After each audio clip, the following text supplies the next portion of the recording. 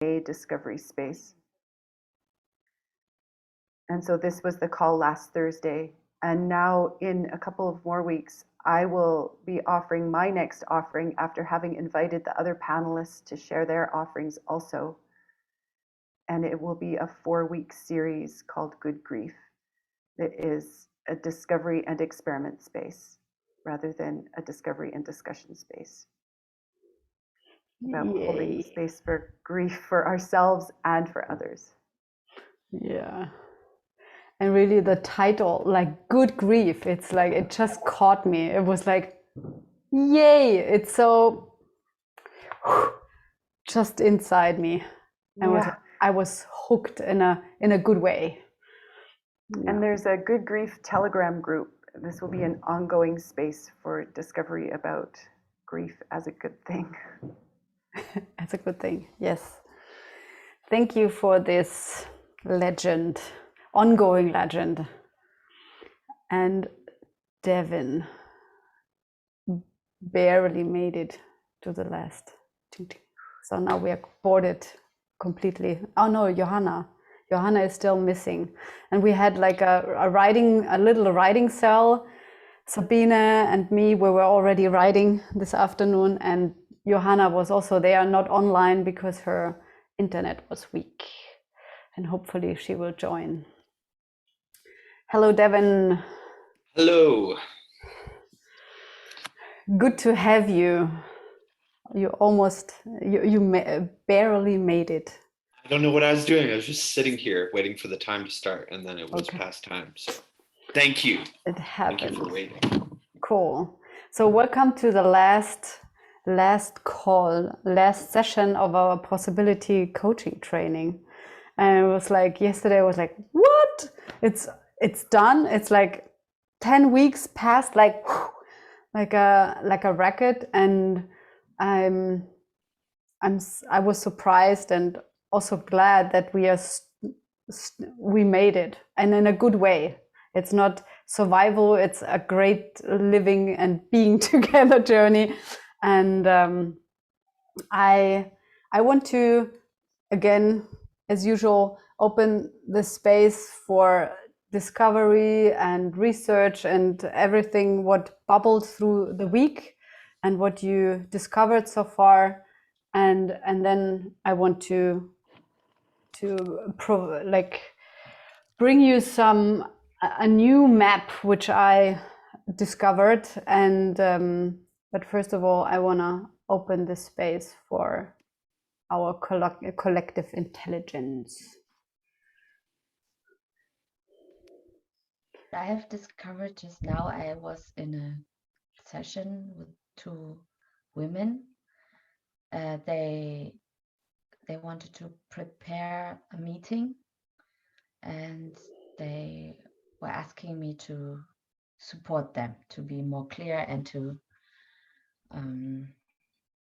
be centered, basically, to be centered and grounded for this meeting. And I made an experiment that I asked Clinton when he was visiting us, let's say, giving this interview where we ask questions. I asked him the question, what can I do if a client doesn't have a real necessity? And one of those women, I felt, didn't really have a necessity. She wasn't clear about that. And he said, be bold, like go into it. Like, you know that she has a necessity, like the person has a necessity. You know that their lives are boring and stuff like that. And I did that and it worked. Like, I put so much pressure on her. Like I could really feel the moment where I cracked this tower where she was in. And at some point I couldn't hold it anymore. Like, I felt like she hates me now, or I don't know what I felt, but yeah, fear basically. And I said, I was transparent about that. I said, look, I'm trying to make you feel angry, or enough anger to say what you really want in this space. And she said, yes, I realized that. And taking her with me, that was actually the magic. Like, not the cracking, but then walking together, like, not doing that, but doing that.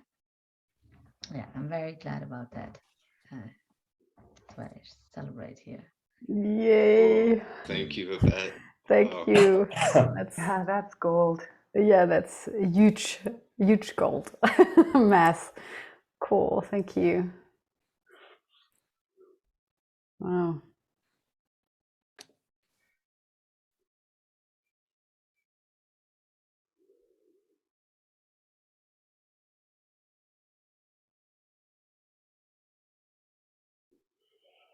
How is it going in your 3 cells? What are you researching there? What came up? Are you even meeting? Yes. Okay. So, Yes, dude. The kids nod for the teacher. oh yeah. So hopefully, yeah, Marcus, I'd go like to ahead. share something. It feels like it's been a long time then. Or maybe was it this week? I'm not certain. It was either this week or last week when we met. It was About Monday. say it again? It was on Monday. Yes. And what I want to share is maybe from last week.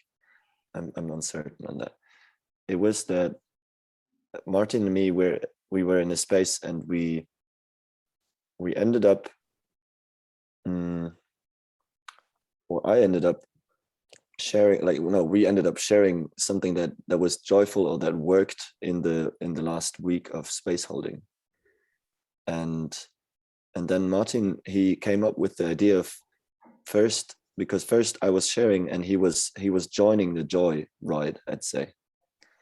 And then he came up with the idea of, okay, now I will listen again to you. You can tell me again what worked and what you want to celebrate. And I'm going to keep my poker face. I'm just going to listen. And what I discovered in that was that I was not distracted by him joining this joy. And I'd say out of the child ego having this, oh yeah, I got enough attention for my joy. I'm accepted or something. And so I could go on in celebrating, and even like there was more joy and more joy coming out of me. And it really, I could sense how I, even in celebrating, could like have the choice of, do I give my center away, or does it like really authentically grow in me, and I allow myself to feel even more joy than I'm expecting of this is okay or something. And that was an amazing experience for me to notice what happens with me, like with my feelings when I see another person react on me or not, like when the other person does not react. Yeah. And this is an experience for me also to like how to hold space and to experiment with that, like when I'm space holding for someone else, to find out like, okay, how am I changing the space depending on if I'm on the train with the person or if I'm just witnessing. Yeah. Thank you. Yes. Thank you. Thank you.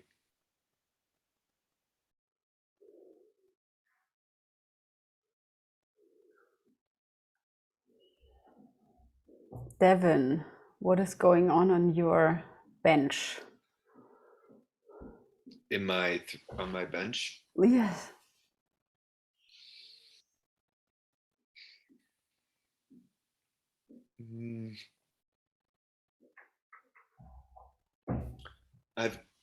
One thing that, I mean, it's not okay.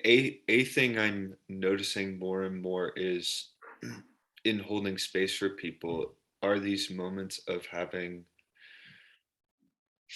3 or 4 impulses. And I remember when we first started this, I kind of in a space would not be so conscious of the multiplicity of impulses that I might have at a particular moment. And I have the question that I kind of had at the beginning of the possibility coaching in some ways, which is how to know which impulse to go with at any given moment. and I guess the difference is, in the past, I've had the sense that there's a right impulse somehow, or that there's a right thing to do. And I just noticed I become more of a researcher as a possibility coach, which means that I see the impulses, and especially when I have no real clue, just have 3 different options, just almost throwing stuff at the wall and seeing what happens with a client. So the last couple of sessions I've had a few of these moments, and I guess this is where I am currently with And what did you find out? Like, how did you choose then?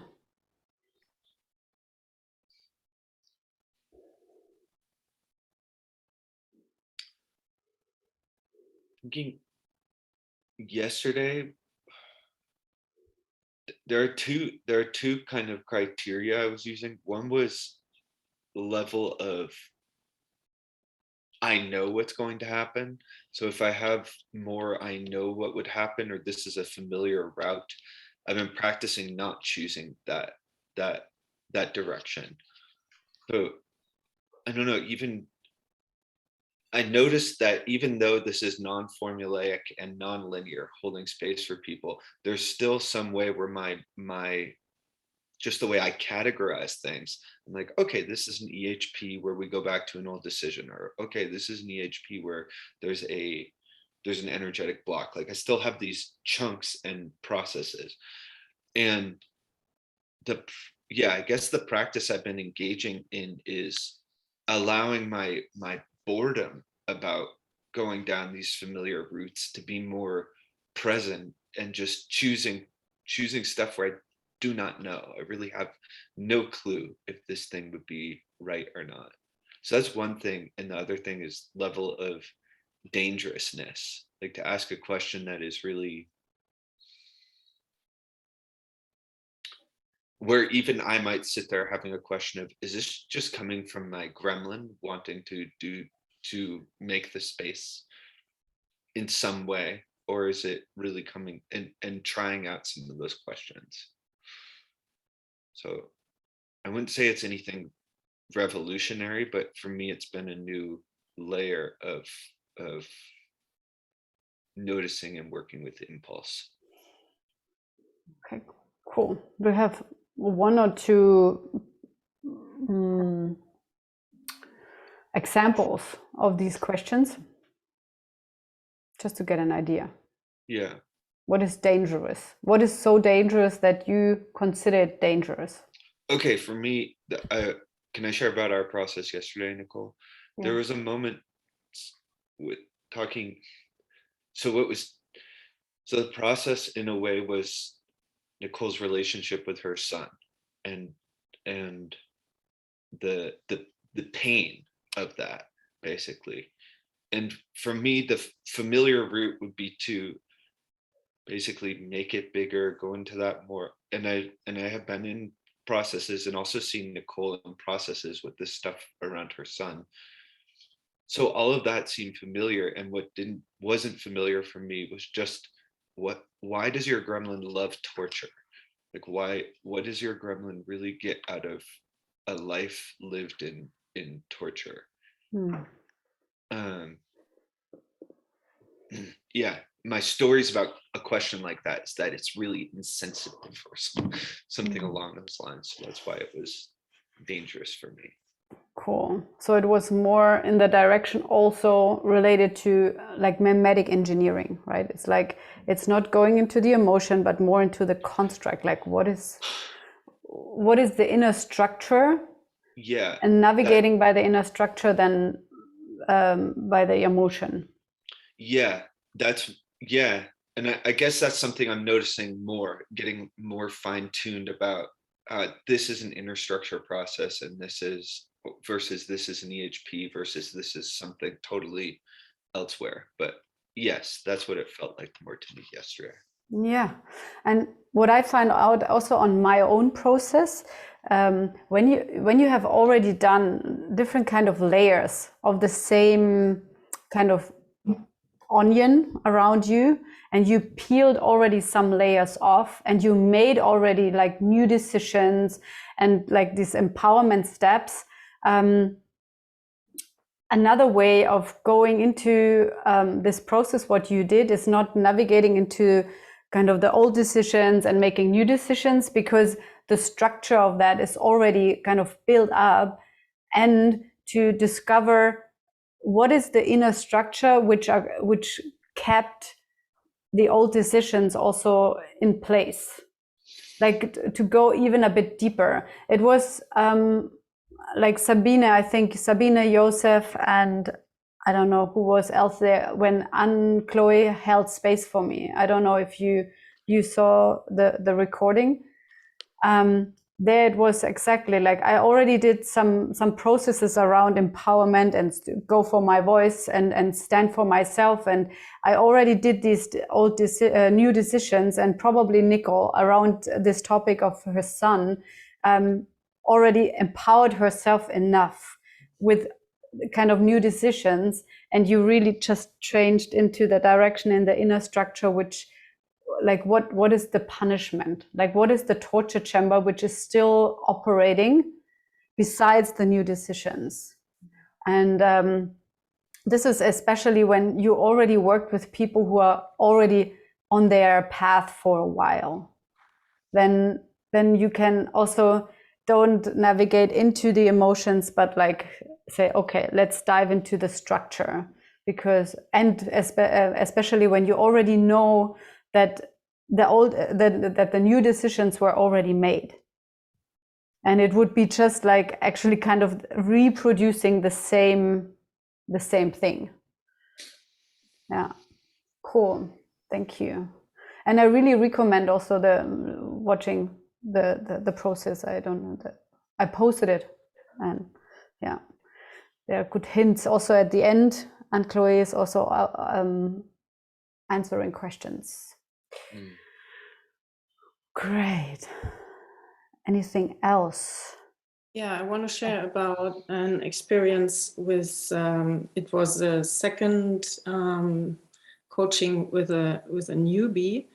And this one, this time we had a walk and talk in the forest. And that was perfect because he's very logical. He has a huge mental body, and it helped a lot to be in the nature, to go also with the rhythm of the nature, and to have this movement. And it was much more easier to get him some distinctions, and I could better feel when they landed, and it was easier for me to feel him and to see what happened with him im Vergleich zu compared to the Zoom session. Yes. And a second one was a woman. She asked for possibilities, and then we found out that they had no sense for how dangerous the situation is. So it ended in an EHP, and she was, in the end, she was connected again with her fear, and that was really helpful. And the possibility she needed. Yes. Cool. Thank you. Yay. Thank you. And super newbies. Just first session, Sabine. Was it just the first session with both of them? No, with the guide, it was a second but almost session. Yeah. Cool. And the women she's a member of my possibility team, but she is not really in groups. Cool. Yeah. It worked. Non-linearity. Great. You brought him into nature. Cool. I have a question, Sabine, on that. So did I get you right that you say you can give to a client possibilities that are too big, and then the emotion shows up and you suddenly have the necessity for an emotional healing process? I don't know what the question is. I couldn't understand that. Okay, did I get you right that the woman was asking you for possibilities and you gave her possibilities, and these possibilities kind of triggered emotional fear in her, and so you had a reason to work with emotional fear? I'm not sure. It was I asked her to explain more the situation and to give me a good picture about the situation, and then I realized she connected with an emotional feeling, and then we had an entrance to an EHP. Yeah. Cool. Great. You grabbed the key. Thank you. Yes. Yeah.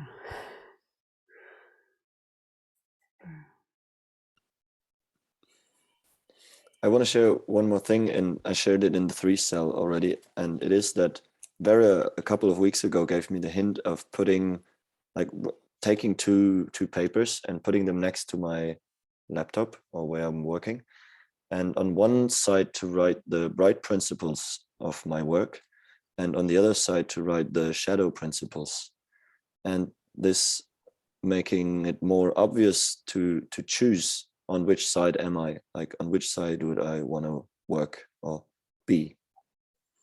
And it brought me a lot more visible or experiential for me when I am on the shadow side, like when I'm unconsciously there and I look there and then like, oh, okay. So the feedback is quite direct or immediate.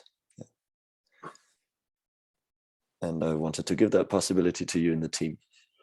Cool. And also to share. Thank you. And how do you know where you are? I'd say the connection I sense. So I've written down, I want the client to be somewhere else, to be different. And I have the sentence of, you're not doing enough. And this, I know how the sentence feels on me, like you're not doing enough. And and then I can also sense when I'm projecting it onto the other person. So when I have this familiar sensation of the sentence, I read it and I'm like, oh yeah, I'm totally in it.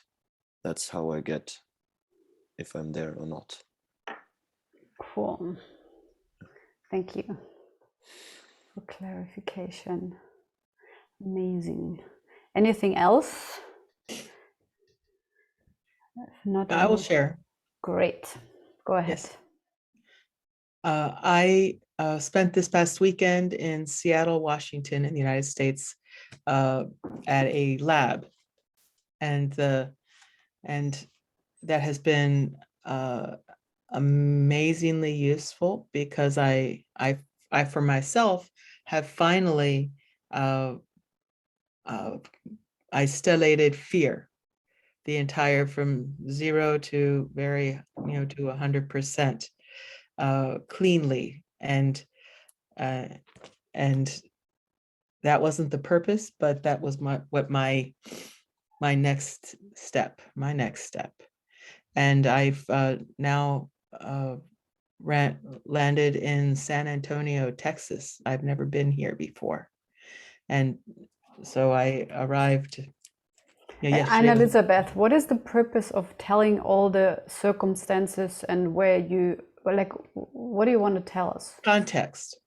I met, yes, even though I haven't been looking, I ended up having unexpectedly a conversation with a new person who wanted to know about possibility management. And there is a group here who is ripe for a possibility team. Great. Thank you. Just cut to the end. I was giving too much context. And what will you do? So And they are ripe and? They are ripe, and now I am reaching out and I will offer sessions, and I will offer and I am living in the meeting space, so I am preparing the meeting space and making suggestions and how to grow the community. Great. And this is exciting for me because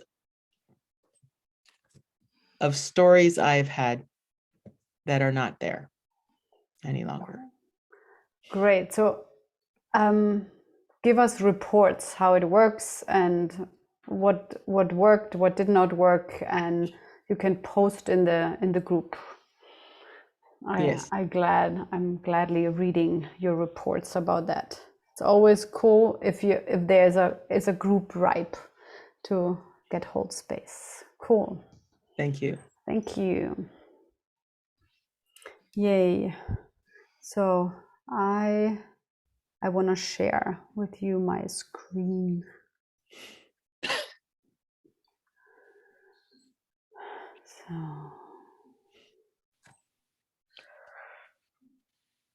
So I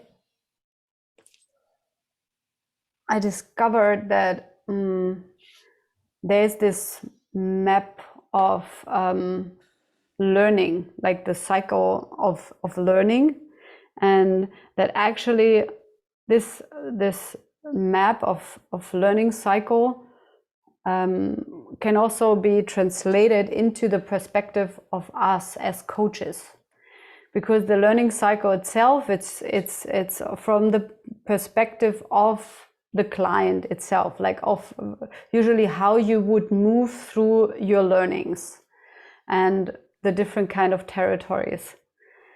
And I realized that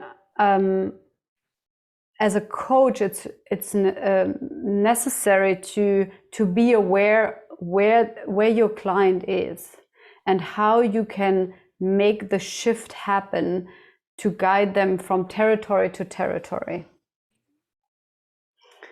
And can everyone like read the map? I can. Yes. Right. Okay. So I just make you bigger that I see every one of you. Good. And like, who is familiar with the original cycle map, like the learning cycle? Great. Cool. So we go from there, and I thought about like, okay, how can we support as coaches to accompany, as space holders, to accompany this transition through the cycle, which goes on and goes on and goes on. And I want to start with the unconscious incompetence, where even the client is coming into your praxis or onto your screen already with a kind of a necessity. Very often they have like this as an unconscious incompetence. They know something is going on, but they have no idea. If not, they would not show up. If they already know what is happening with them, they would not need you. So they are landing in this unconscious incompetence territory in your praxis. And then the first thing what we do is like scanning and noticing feedback, giving the X on the map. This would be like the first territory. And then the client looks bad, like even they are coming, it's like they're realizing, oh damn it, this really sucks, right? Like there's often resistance coming up and the emotions coming slowly up, and they're realizing, oh, there is something. And the next step is to get it conscious, like to give them their X on the map and bring them into the conscious incompetence territory, where it's also about landing distinctions and navigating to the liquid state and holding space. This territory, the conscious incompetence, from my perspective, is very much about the process, what we call the EHP territory. And then from there, there's this, we are giving experiments. Even in this session, we can also give experiments and make practices with them, but we are building matrix with them. On the one hand, with landing distinctions, but also to give experiments and do practices with them. And so that they can move in this territory of conscious competence. They are starting to practice on different levels. So there, our part as a coach and your part as a coach is like create offers, experiments, and practices, so that they can build metrics. And then slowly, what you can see on the right side, like they are shifting their identity. They are shifting from this conscious competence while they are practicing into a new identity, which slowly moves into the unconscious competence territory. And so that and there, like what I see so far is that in this phase, it's really necessary that we as coaches give them connection to like-minded people. I don't know if you can really read it well. So it's like this phase where you send them into life and say, okay, we worked now together for, I don't know, 3-6 sessions, and then do your work, do your research, integrate and stay in the identity what you build up or what you became. And I think it's important to connect to like-minded people. What we did in possibility management with the EHP collaboration group or PM events, or they have a 333 group. So connect to a bigger circle than just you as a coach. And probably then in this unconscious competence territory, they are a new identity, and so life will show up with new opportunities, new jobs on their bench, and probably they will make their way again into your praxis or not. But this is like very briefly describe these 4 territories, and of course the competence level, there's no top end. And I would like to collect also your wisdom. It's just like what I wrote down and what you think is really necessary to put on this new map, because it's work in progress. And if you have questions, what you see, what you maybe cannot read, yeah. So I want to open this. I've noticed that I'm sending most of the clients straight into some kind of teams, and sometimes even I tell them that it's useful to do Rage Club or to do whatever kind of collective experience before we can do emotional healing process. So I find it interesting that this, like you say this kind of at the end, that I'm doing it in the beginning, because from my own experience, from my personal healing journey, was what was holding me back or pushing me back or not having integrated my experiences or whatever, was to not have a team, to not have people to talk to. Like I was creating it by myself, and it took a lot of years. It took many years until I could make hold space for a team, things like that. So I'm trying to bypass all these obstacles that I have by saying, okay, go into a team, make a rage club, see there are these pages, there are many more trainers than me and things like that. And the other thing what I noticed is that they come with the conscious incompetence, which can also be a block in a way, like I cannot find a partner, or I cannot relate, or I cannot connect, or I cannot do this, and somehow staying in this, or part of them, what we had before, wanting to stay in this, I cannot.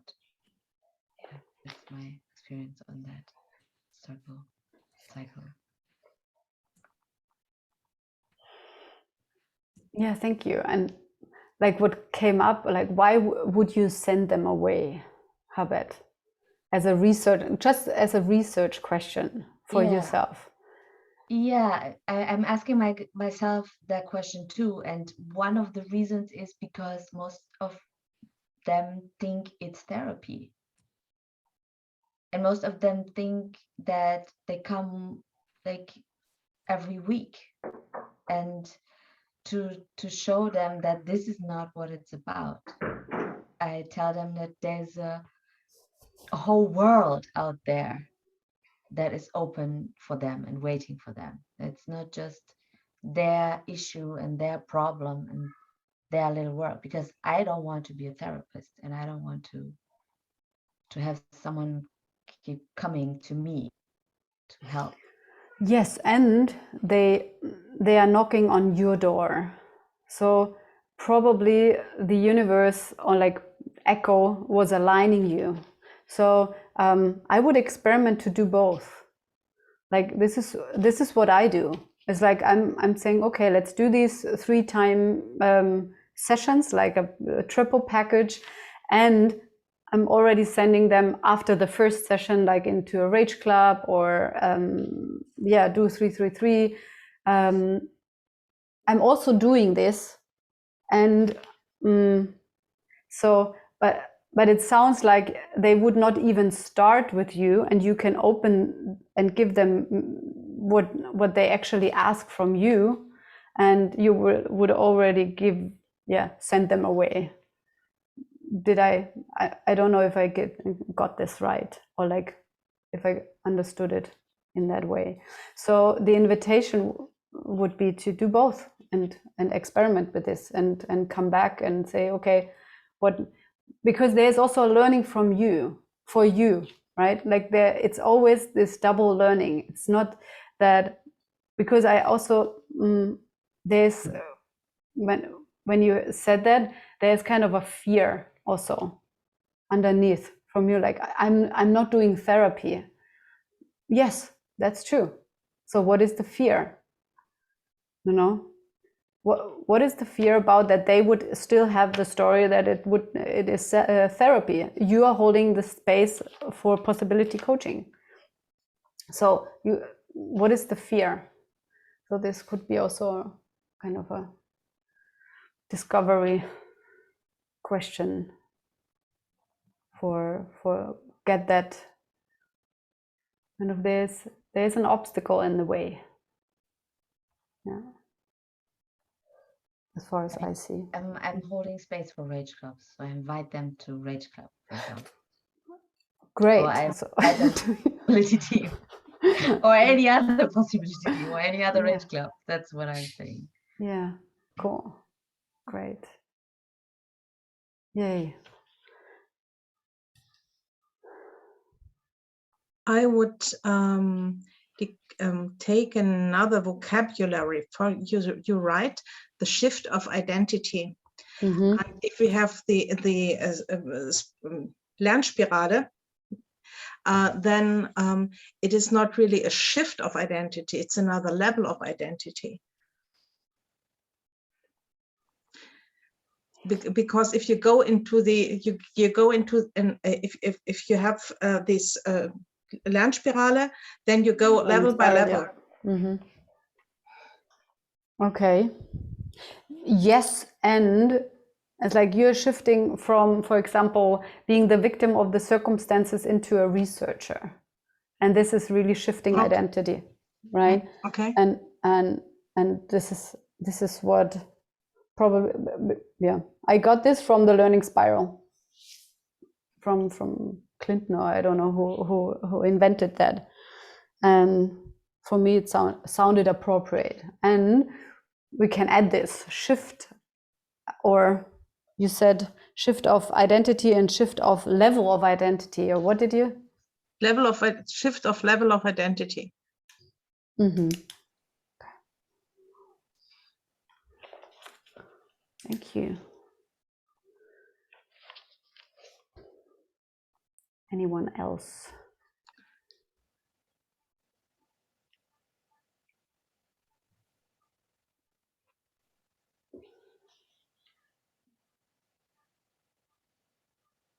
I'm like, I notice I'm sitting here and I have this, it works for me. I see the map and it works. And Okay. I'm angry that I'm somehow missing in me, like the energy of like, what is the deeper research now in it, instead of just seeing it and like making an inner screenshot and using it for the next session. And somehow like I'm missing the door right now for us as a team to really go through and have a breakthrough in this, like in reading the map. Yeah. What is your proposal? What would you need?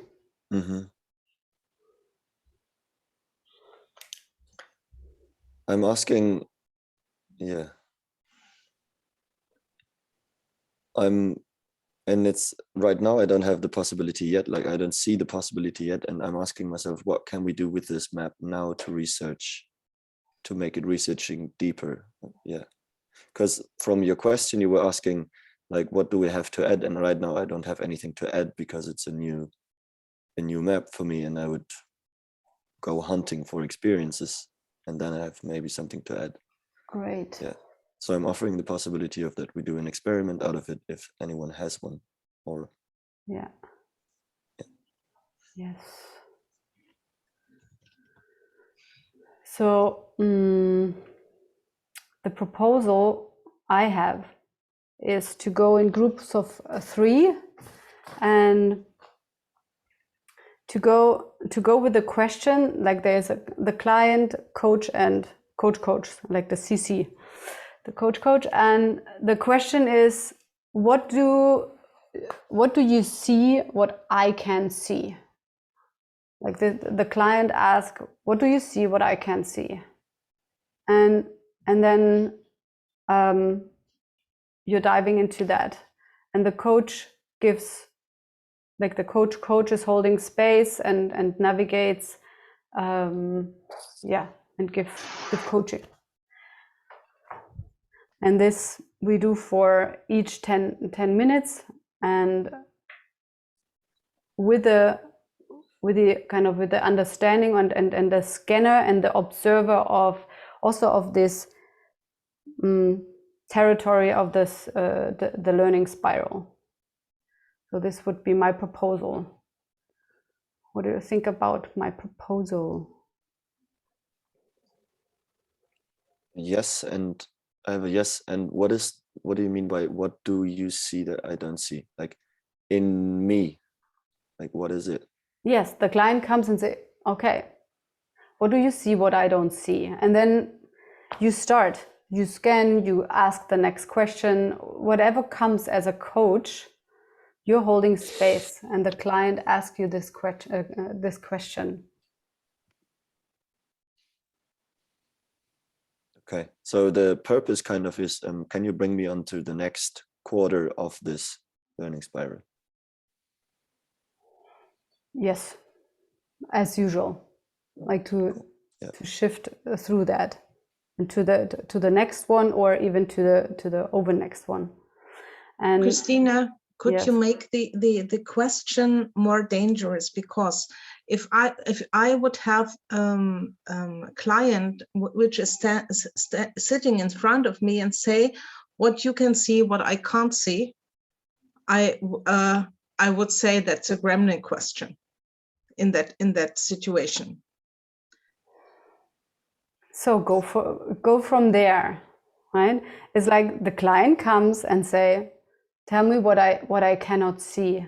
And you're the coach, you're the space holder, do whatever is necessary to cut the bullshit, to whatever.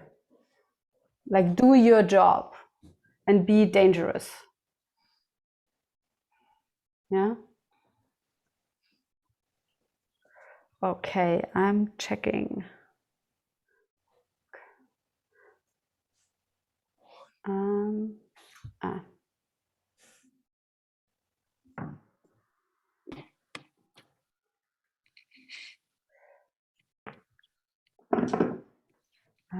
We are 9, right? Why is not?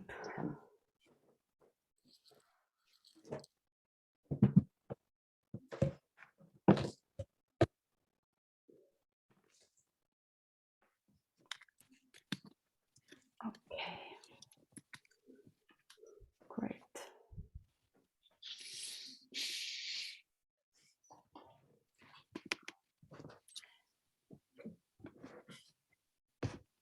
So enjoy.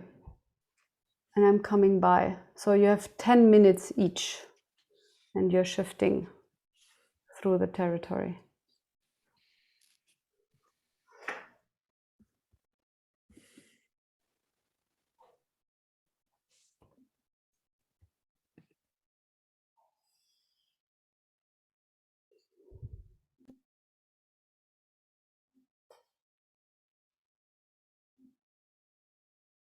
Und meine Frage ist, was verbirgt sich dahinter für dich? Warum bist du hier? Wobei brauchst du Unterstützung? Okay, dann formuliere ich es anders. Was ist mir nicht, was verberge ich vor mir selbst?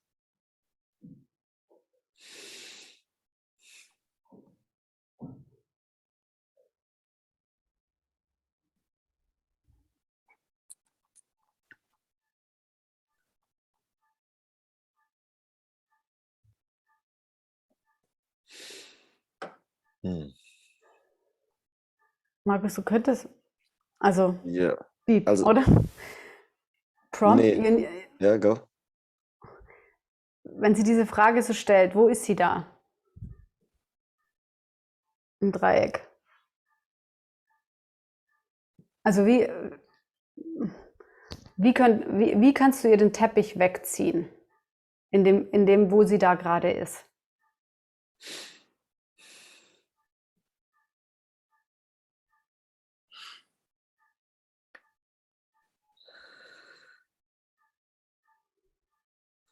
Also als erstes merke ich einfach, mich macht diese Frage wütend. Also also das ist das, was ich fühle. Danke für die Frage und sie macht mich wütend. Was willst du? Sag mir, wo ist mein blinder Fleck?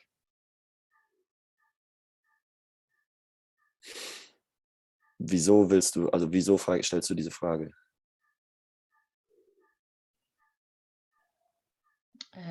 Okay, hilf mir zu sehen, was ich.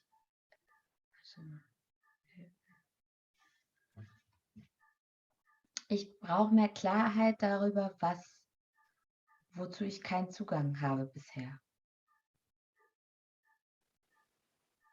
Okay. Ich habe jetzt schon öfter davon erfahren, dass du eine alleinerziehende Mutter bist. Und ich frage mich, ob du vorhast, es zu bleiben.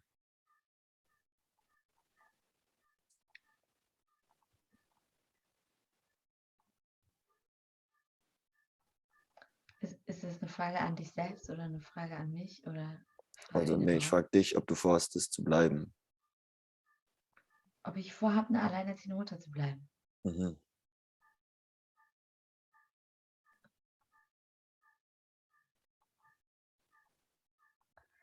Du meinst, ob ich vorhabe, meine Kinder alleine zu erziehen? Oder Mhm. ich verstehe die Frage nicht so ganz. Ja. Nee, habe ich nicht. Also ich habe ein Single Moms Bridge House gegründet, wo wir gemeinsam Kinder erziehen. Und dadurch, dass ich alleinerziehend bin, habe ich viel mehr Kontakte zu anderen Bezugspersonen als vielleicht eine Mutter, die in einem Familienkonstrukt lebt. Ja. Also meine Kinder haben von klein auf immer viel Verwandtschaft und Freunde und Studierende und Kolleginnen und Mitbewohnerinnen und weiß der Kuckuck, was alles gab. Also ich war eigentlich nie alleine mit meinen Kindern. Ja. Okay. Okay, Markus, das ist eine andere Antwort auf eine andere Frage, was sie gesagt hat, oder? Sie antwortet, also wie nimm das, was sie macht und gib ihr den Rahmen. Sie hat jetzt im Moment, Arbeit hat auf eine ganz andere Frage geantwortet, als was du ihr gestellt hast. Wie, verwende das, was du kriegst. Genau, cool. Okay. Go.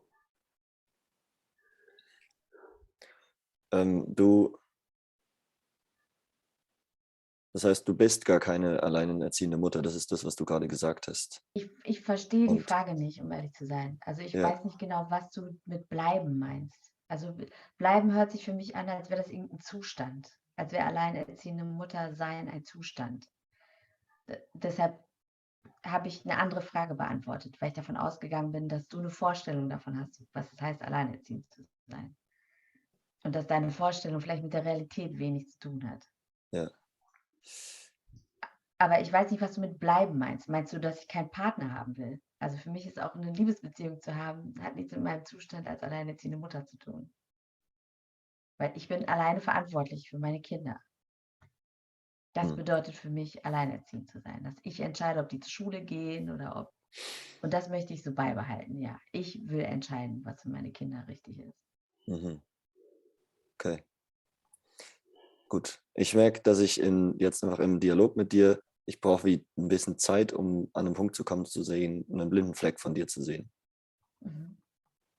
Und ich habe gehört, dass du gesagt hast, du willst das Single Bridge House gründen oder hast es schon gegründet und willst damit noch fortsetzen. Und wo klemmt's? Okay, go. What is to see? How is the forest outside? What attracts you in the forest?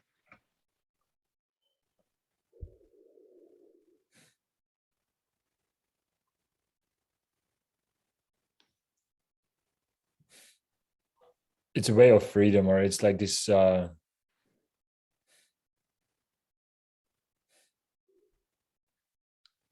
this thing not to sense that I'm actually closed again. Like I'm In this, some version of this conversation has been present in my world in the last, really just the last 5 days, in some conversations with Vera.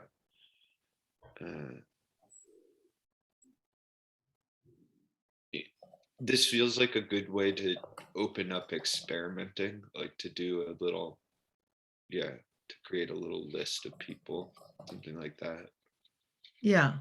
And I totally feel scared. I'm just like, or I also am like, I don't know if I'm going to do that. I don't have a clarity that, yes, I will definitely do this. I understand. Do you have a sense, is it emotional fear or is it present fear? My guess would be emotional fear. At the very least, it's unconscious, so I don't know what it is. And I just saw our sign to come to a close here. Yes. Shift constellation. Thank you. Yeah. Okay, who's next? I'll be a coach's coach. You'll be a coach's coach. Does that work? So Nicole is the client and you're the Okay. coach. Yeah. Okay. Devin, what can you see about me that I don't see about myself?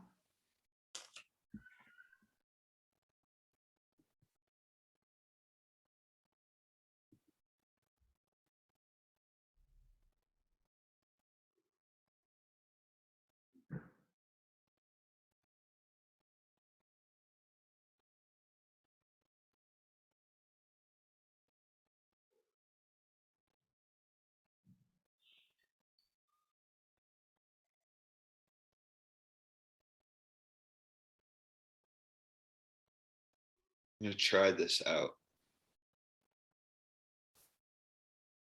There's something about, there's a lot of you that has a lot of consciousness about your underworld. And the thing that I see in your underworld that maybe you don't have is, let me, God, hold on one sec. I need to make sure I grab this because I can feel it squirming.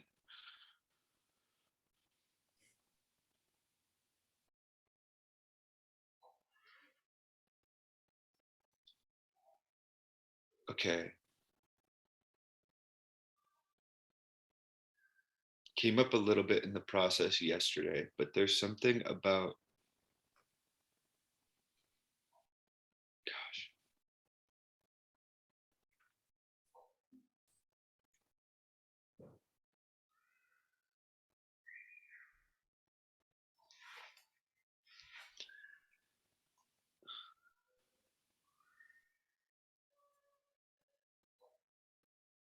your there's something really big in your underworld that you don't see, basically. And that it's part of why you don't see it is because so much of you is defending it. And so there was a way when we were in the possibilitator training live where you took these steps that actually destroyed your relationship with Clinton. And I watched it happen. I was just sitting there watching it happen. And I don't think that you, I don't really know, but the sense I get is I don't really think that you have allowed yourself to see the real violence of your action. And I don't know where else that shows up in your world, but that's the sense I got. And even bringing it up here, I noticed part of my fear is I'm afraid to turn the thing on in you that would turn against me. And so, and I'm saying it anyway because it's what I see, but I notice that's very present for me is, and I can feel my sadness come up because I want to be in connection and relationship with you. And to be honest, this part of you scares me so much that I have, until this moment, have been afraid to say it out loud to you.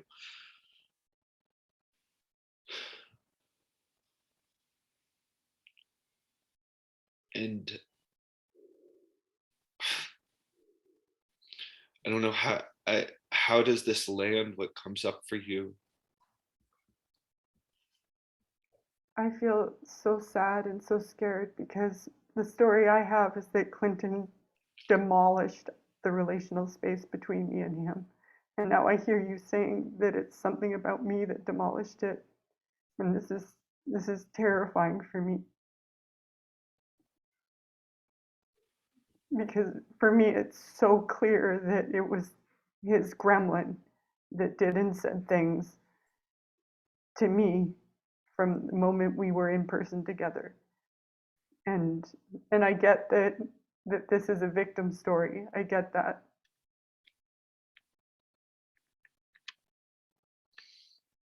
And I've been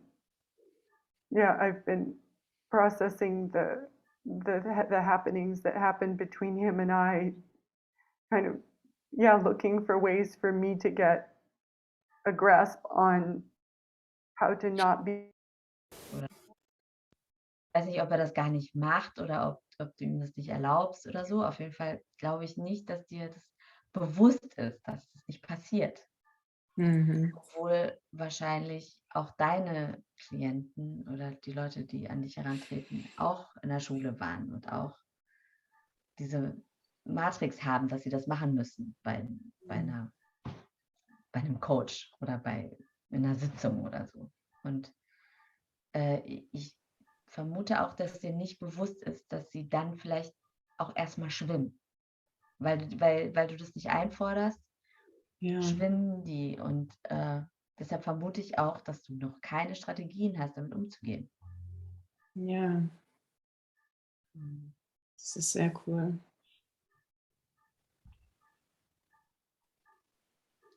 ich sehe auch, dass du nicht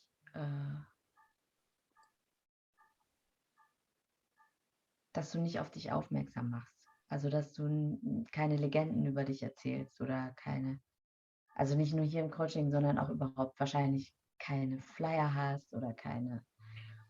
Also du hast dein Gremlin, will nicht nur in andere Zentren nicht haben, sondern der ist wahrscheinlich ein Typ 2 Gremlin. Also irgendwie also nicht gerne exponiert oder nicht gerne. Aber das weißt du wahrscheinlich. Okay, warte, wir bleiben mit dem, was du nicht weißt. Habet, und wenn du sowas sagst, dann zerstörst du den eigenen Space.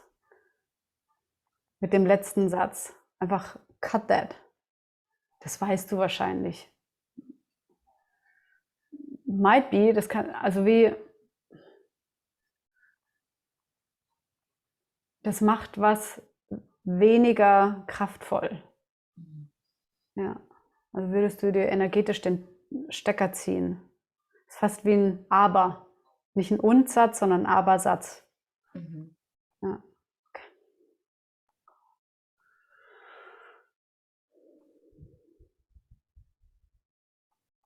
Du weißt wahrscheinlich nicht, wie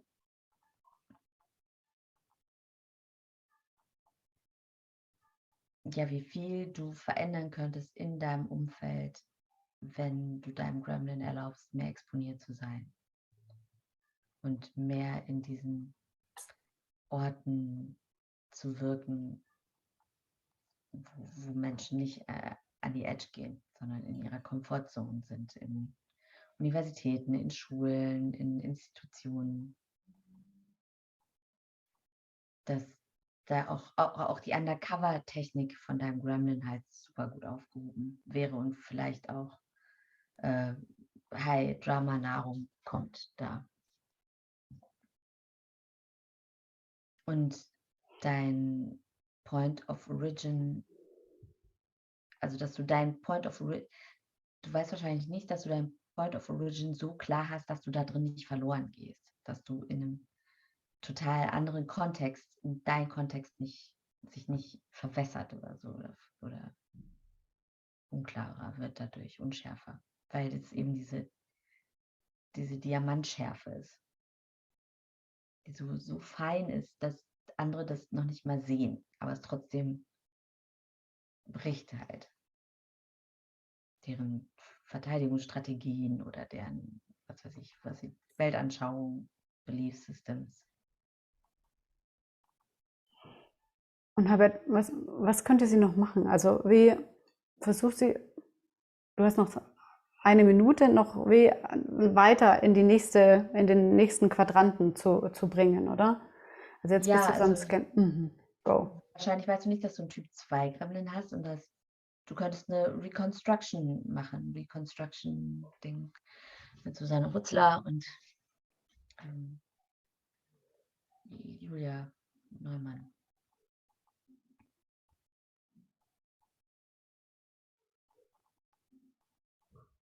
Und du könntest mit deinem Gremlin, mit deinem Diamantenschwert jemanden scannen und finden, mit dem du trainieren kannst. Also so blöd das klingt, aber wirklich Schwertarbeit machen mit dem. Christine auf Deutsch hast du geschrieben. Und wir sind in der englischen Gruppe.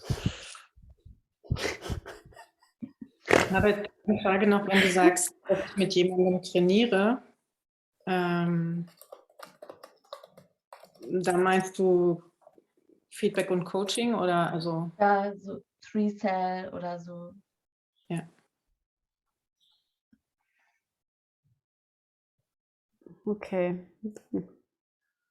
Wechsel zur letzten Konstellation. Danke. Danke. Vielen Dank, Habit. Das war sehr wertvoll für mich. Cool, das freut mich, Sabine. Ich gebe dir noch kurzes Feedback, Habit, wenn du möchtest. Ja. Okay. Ich hatte das Empfinden, eine Zeit lang das war wie so ein Orakelraum. also da hast du also so aus diesem Scannen gesprochen und da hast du nicht die Worte verwendet, vielleicht und ich vermute und es könnte sein. Und die hast du gegen Ende mehr dazu genommen. So mit der Masse an dem, was du scannst und siehst, hast du mehr die Wörter benutzt. Es könnte sein und vielleicht. Und für mich hat es energetischen Unterschied gemacht, wie es im Raum landet bei Sabine ohne diese Worte. Hm. Hm. Hm. Und ich habe das Empfinden, sie sind dennoch, also du hast dennoch, die letzten Sachen scheinen trotzdem gelandet zu sein, so habe ich es wahrgenommen bei Sabine. Und nur, ja, du hast einen Vielleicht-Space daraus gemacht. Ja, ja, ich habe das auch gefühlt. Danke. Ja, ich glaube, die Irritation kam durch die Unterbrechung, dass Christina reinkam und dann bist du so ein bisschen aus dem Fokus gerutscht. Ja. Ja. Okay, great. Shift. Ich lasse dann vielleicht noch eine Minute länger offen, dann ihr habt 8 Minuten. Sabine, Ja. was sehe ich selbst nicht, was du siehst?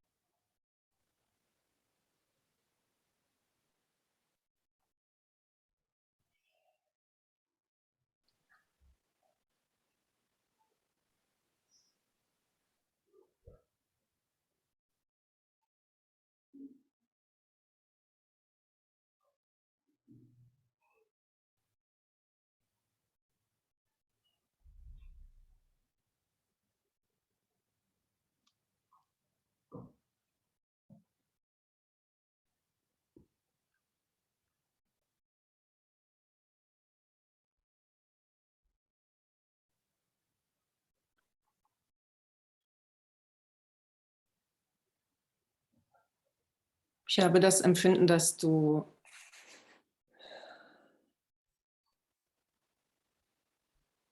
einen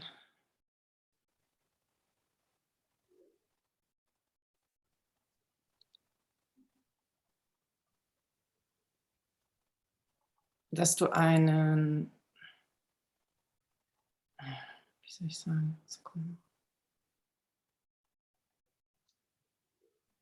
Dass du was zurückhältst, wenn du im Raum bist.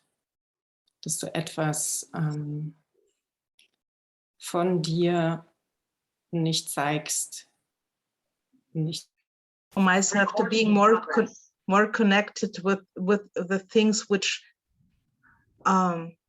nourish these flowers. So go and connect. Be like go on a journey with him right now. Like you said, what do you see, and join him. Like make this. I'm now with you. Somehow. Yeah.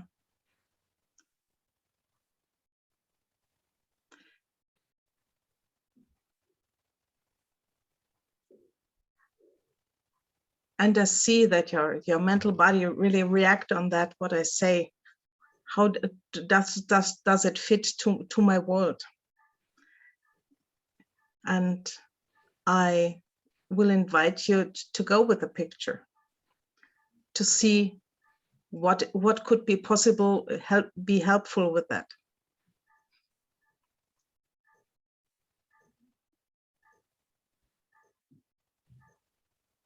Well, it's the robot is creating anger because I'm not a robot.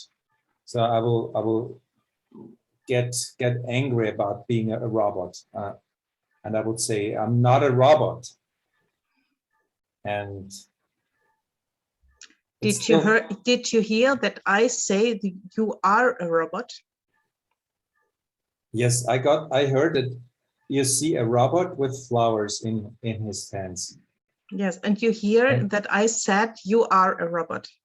Yeah, I picture myself being one part of me being a robot, and of course, there is one part there is a part of robot in me, which I feel anger. I don't want to see myself, or I don't want to see the robot part. And this is the part that tries to cover up with feelings which are not true. You can even like bring him somewhere where he actually, because he bring him somewhere where he doesn't feel so comfortable.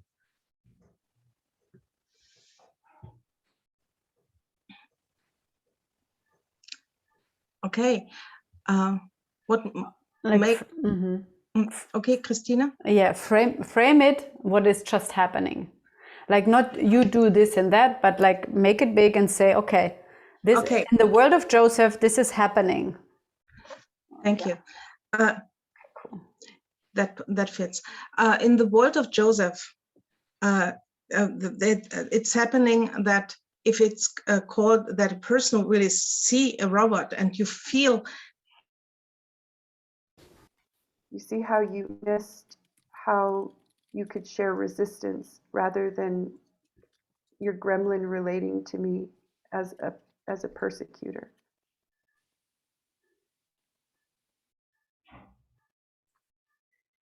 Or share from your feelings rather than from your gremlin.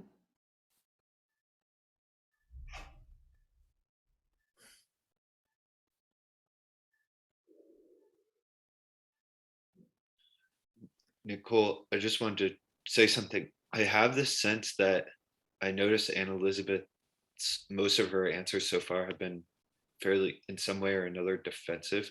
I guess I just have this sense that she doesn't actually feel like you're on her team or something like that. I don't know if that's accurate, but that's the proposal, is to somehow make a bid for, I want to be closer to you, and this is what I see, or something where that would come across more. Yeah. I don't know how that lands for Anne-Elizabeth, but that's how it looks from here. I did begin this whole thing with, I think you're setting me up. You could be setting me up. Yeah.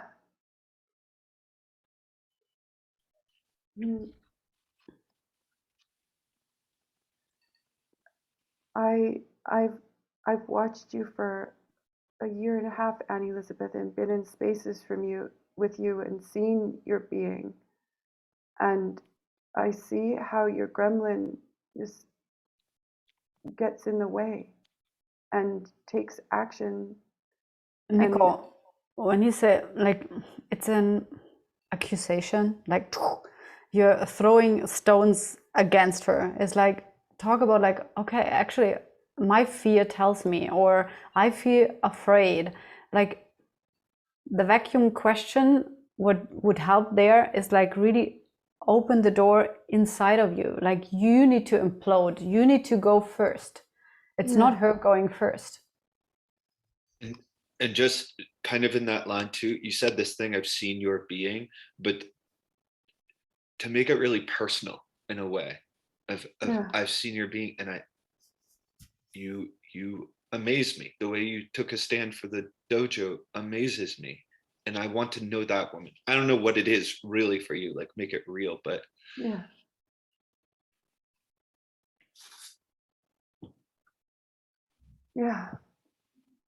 I mean, right here, I feel so scared because I want to take a stand for your being to do the magic it's here to do.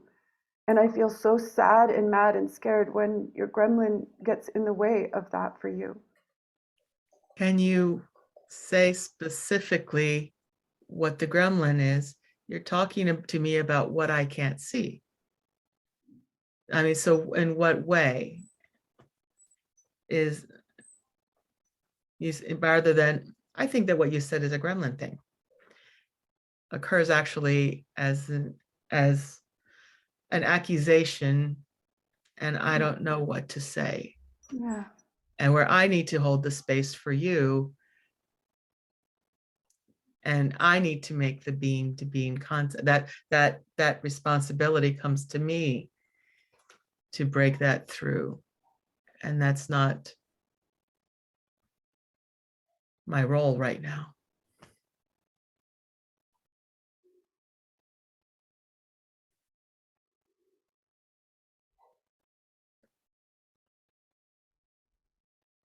I would like to know why it is that you wanted to not have our last meeting as a 3-cell, that you wanted to end the 3-cell suddenly and ask for resistance to not have our last meeting when I haven't been. So that the last meeting is one that I hadn't been attending, and that knowing that I had just come from a lab. And that also that I've been struggling these past months.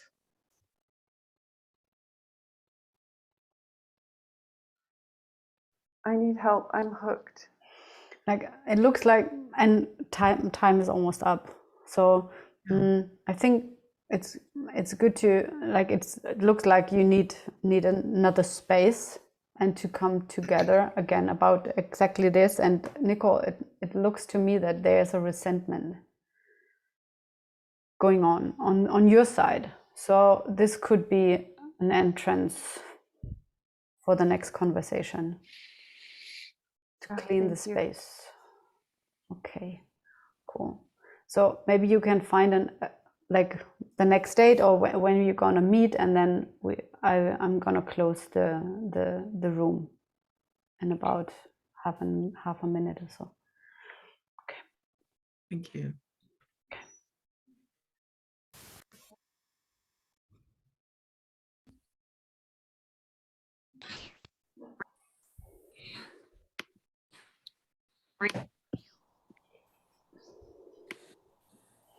Hello, welcome back.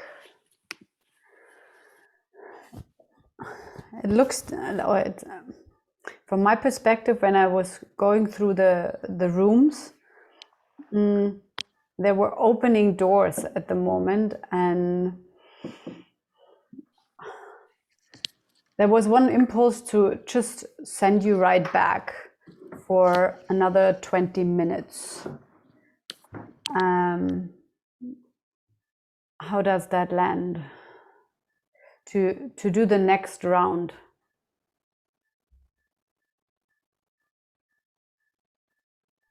And go one layer deeper.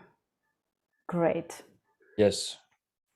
Only logistic 20 minutes means 777 for each. 24 minutes. So then 888. 888. Yes. Cool. Cool. So Thank you. and just the same constellation. Yes. Great. Okay. Enjoy.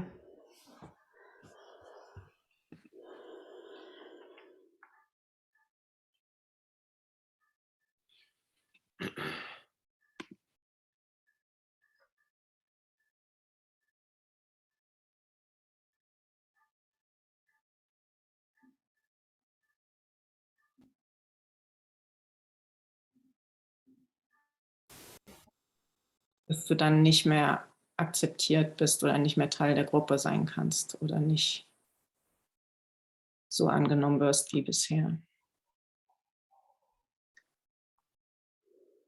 Und du könntest dir anschauen, woher diese Annahme kommt.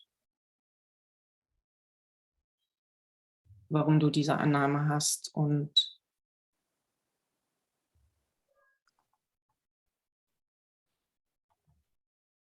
du könntest spüren, ob es diese Angst gibt.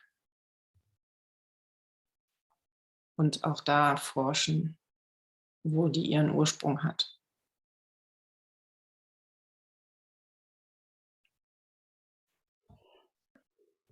Oder aus welcher Erfahrung das resultiert.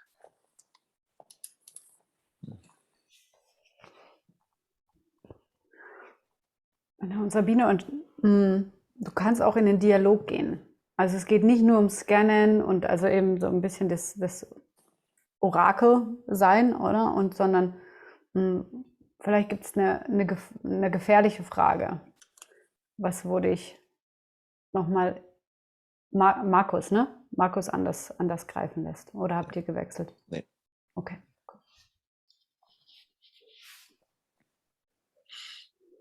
Okay. Also eine Möglichkeit wäre diese Frage, die er gestellt hat, zurückzugeben mit dem, also wo wir nicht weitergemacht haben, nämlich dem, wie bestimmt er die Nähe und Distanz? Weil da hing er ja. Ja, sehr gut. Ja. Okay. Cool. Great. Markus, auf welche Art und Weise? Prison. And it's kind of woven into your system. It's part of the box, and you're fighting this energy like a child that is trying to get out of the small room or of this narrowness. And what are you fighting, Martin?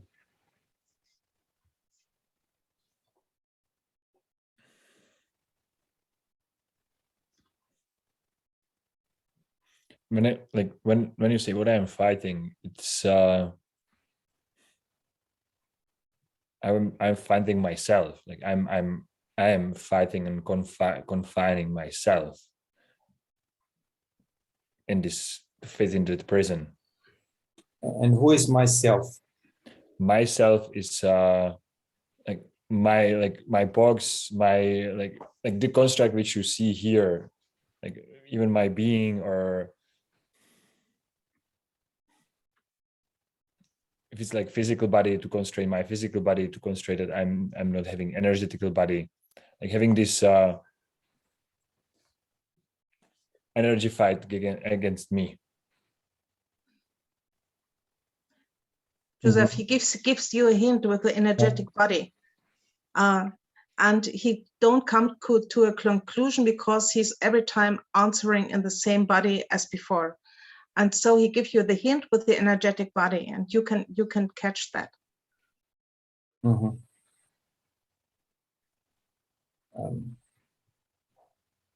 So you say that I correctly understood. You don't have an energetic body. It's like, or did I misunderstand you? It's not about I would not have energetic body. It's constraining my energy inside of me, like holding it so that actually it doesn't go out. Okay, and the fight happens within you. So of the energies, which energies are fighting? What is it? Emotions, or is it the energies? And if energies, what kind of energies are fighting with each other?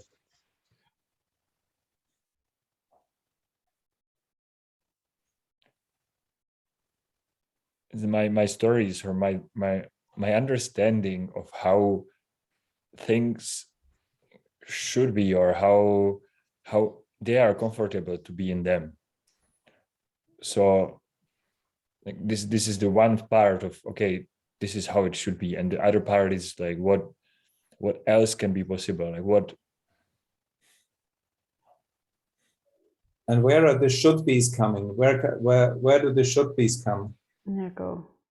What ego state is this? Yeah. Okay. From my parent ego state, or like from even from my beliefs, like from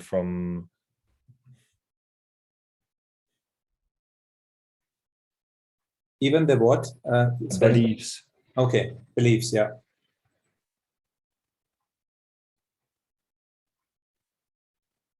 And there is this fight going on. You get these voices and beliefs, and there is this other part that is kind of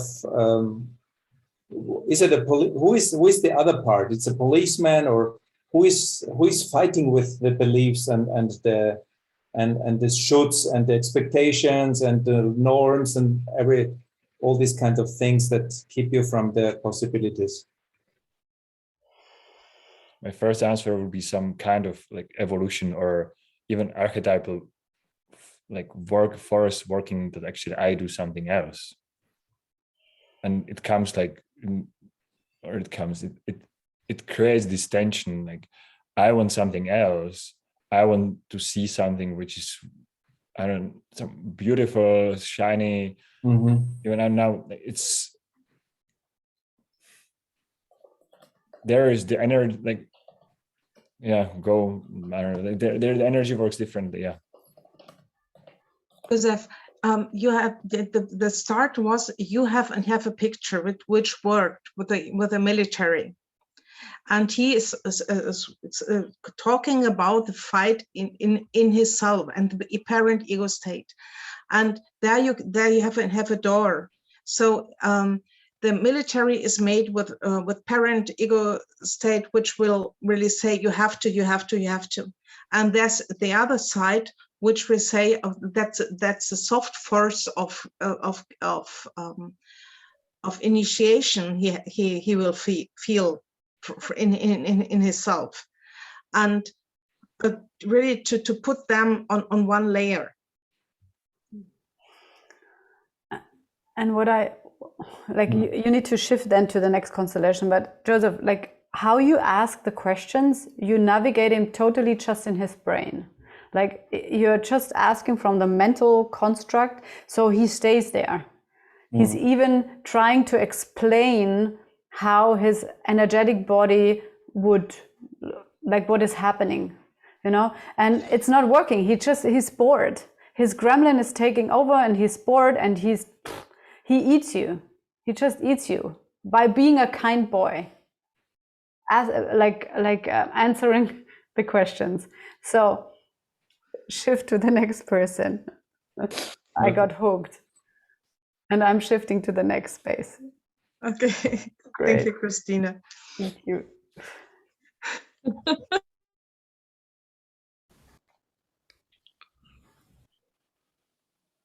We're a bit stuck, Christine. Okay. Who's the coach? Who's the client? Who's the coach? It didn't happen that way. Okay. So where are you stuck? Who's next in the script? What just happened is we're working with resentment. Okay. What does it mean, we working with resentments? In we, there is no resentment, or like in the resentment, there is no we. It's just the one person who has a resentment who can take it back, like realizing there was an assumption, an expectation which was not fulfilled, builds a resentment. So whose resentment is it? Fine. Okay. So what do you want to do with the resentment, Nicole? You want to keep it and keep distance to Anne Elizabeth, or what is the next step? What do you want to do?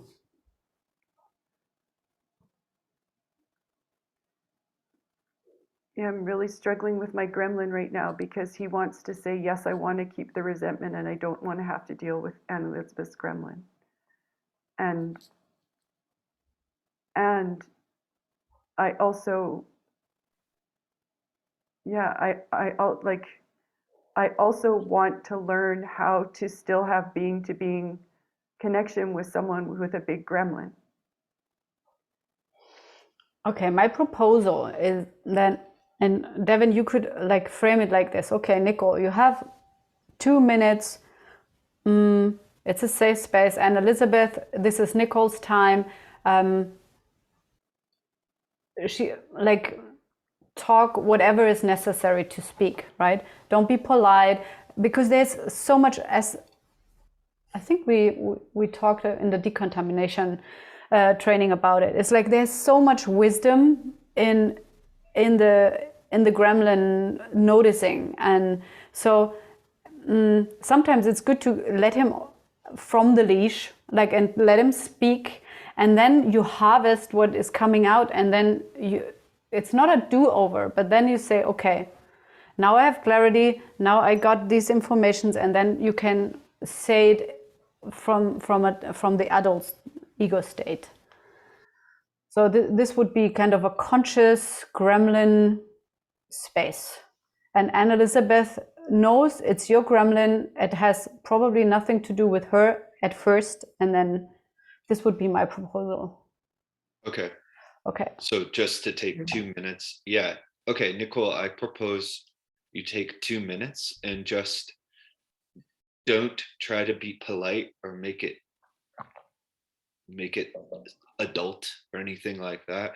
Just let your gremlin's anger or whatever it is say whatever it has to say.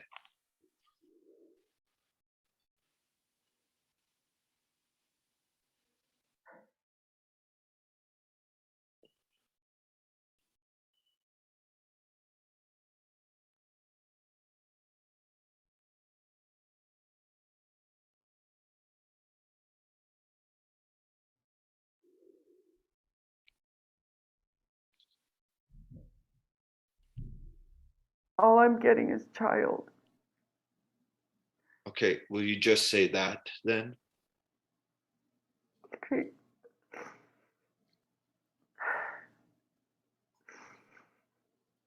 Yeah, I hate being around your gremlin because I always end up here. I always end up small, and I always end up just agreeing and letting my gremlin relate with your gremlin so that I don't have to get into this crazy like fuck up space of like what happened and what all the reasons were and what all your excuses are and what's happening with you and become like this crazy mixture of mother, parent, friend that just wastes time.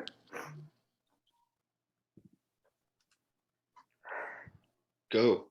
And it makes me want to never see you again because I just get so frustrated about how incompetent I am in that space that I just want to avoid it.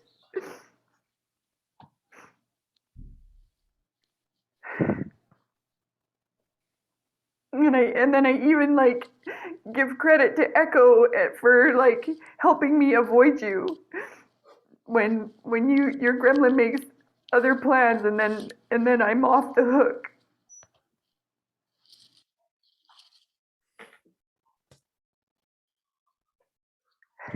And I'm being stuck in this place of trying to be a good friend and a nice friend and someone who doesn't like give you more evidence that you're not welcome and that nobody gets you.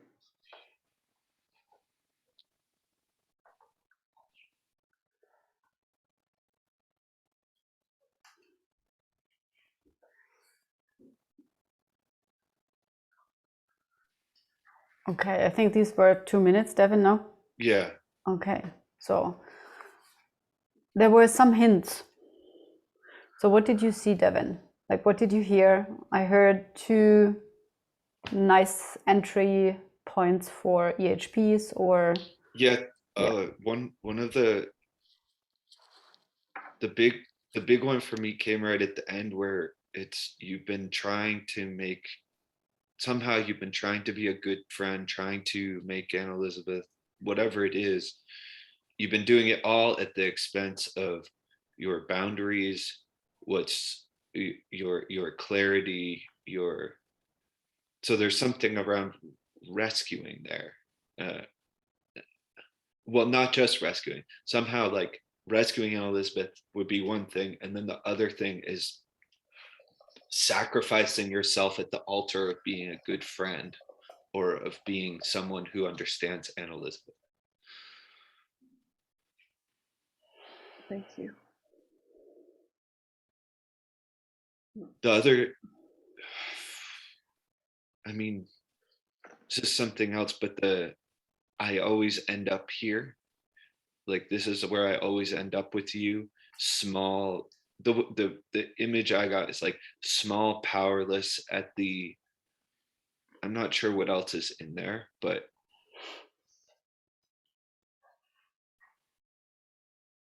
yeah, and it you caught said my it. ear. Yeah, and you said it. I'm incompetent. Like, I'm ending up being incompetent. this is the next EHP entry door, and the good friend story. Like there's a construct in you about friendship, and it would be really worth to explore, so that you can be in whatever relationship you want to have with Anne Elizabeth, and it does not need to have a label, but whatever you both are creating out of it. But it looks like there is a filter shaping your behaviors. Cool. Thank you for doing that, Nicole. Yeah. Thank you. It's really cool.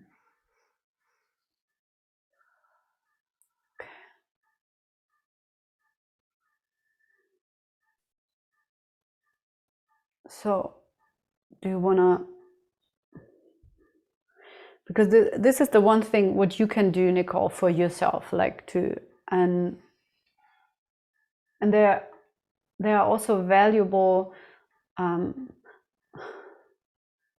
like I would propose, Anne Elizabeth, that you would ask the question, okay, Nicole, what would help to be in closer contact? You know, like this could be another entry door to come closer. And I'm not sure if you want to shift now to the next person, or this could be a shift to Anne Elizabeth in this sense, and staying in the same territory. This would be my proposal. I don't know, Devin, this is okay for you, because you were not shifting. It's like you are anyway like a 3-cell, right? You're one team usually. Yeah. Yeah.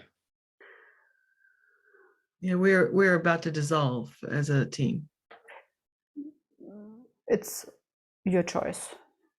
Yeah, that was our discussion actually. Mm-hmm. Okay, that goes in a different direction. It's not about the 3-cell. It's about your relationship to Nicole and Elizabeth, and the like. Okay, so Anne Elizabeth, would you like to try something similar to what, or no, the proposal was that you try a question like, how can I be closer with you? Yes, I'm willing to do that. Okay.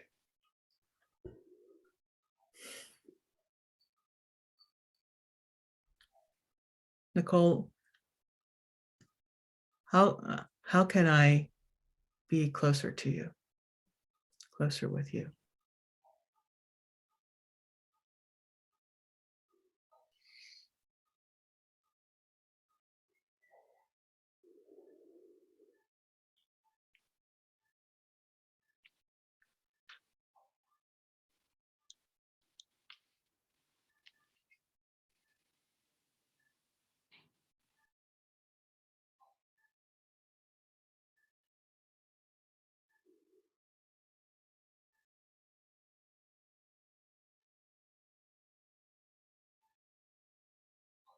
I can't, I don't know how this goes.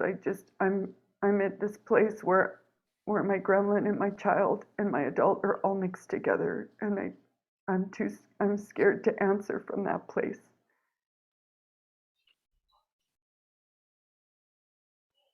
Okay, Devin, what is your proposal? Because it's okay. It's like you can even meet again and do this. But like, what would be the next step? You had the proposal that Anne Elizabeth does the same thing. Yeah. Or this is a possibility. Yeah, you have 2 minutes more. Okay, well, what I'm hearing, Nicole, is at the moment you're not in a place where you are able to even answer her question of how she can be closer to you. So yeah, I mean, It's as if all the answers that I could think of would be just so convoluted and dass du darüber deinen Raum, das, was du ausgesprochen hast, mit mehr Raum werden, ausweiten,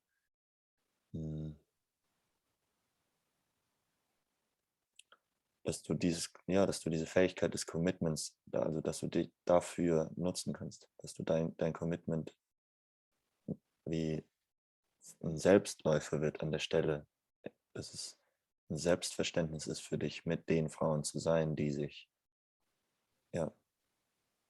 aus dem Konstrukthaus auch noch davor scheuen, wirklich in dein energetisches Bridgehouse einzuziehen.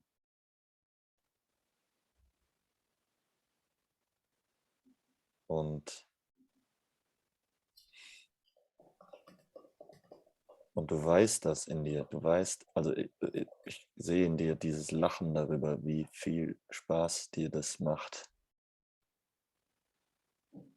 dort zu stehen, wo du schon bist und auch dort zu stehen, wo du sein willst, wo du mit den anderen Frauen sein willst.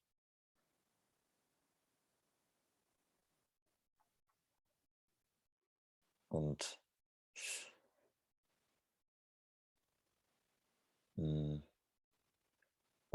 du kannst den anderen davon erzählen, von dem Genuss, den du bisher schon hast.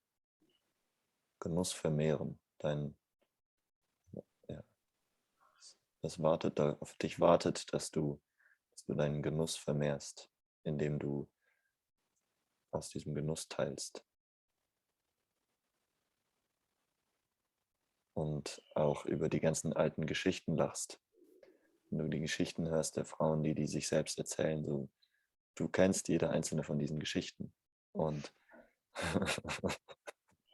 Markus, wrap it up. Und dann sind wir im anderen Raum. Sounds good. Good.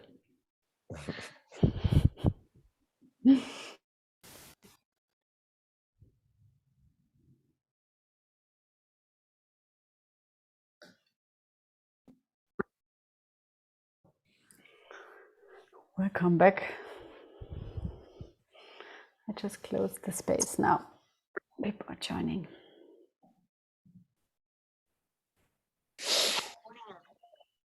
Okay. Everyone take a deep breath. And another one.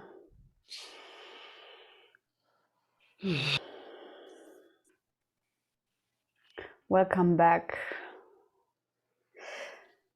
It looks like it was a space where you collected some EHPs for yourself. And this is the space for asking your team, or if someone wants to ask for an EHP space holder for themselves. There will be no dojo on Friday. So Are the Friday dojos then canceled no longer? yeah, they were just accompanying the training. So last Friday was the last dojo.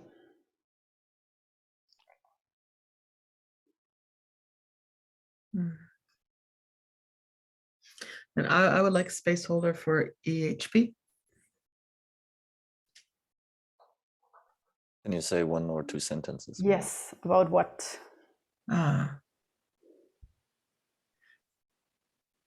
EHP, it's about new beginning. And actually, it's not, it might not be EHP, but it is about clarifying and setting that I have this very big vista of unknown.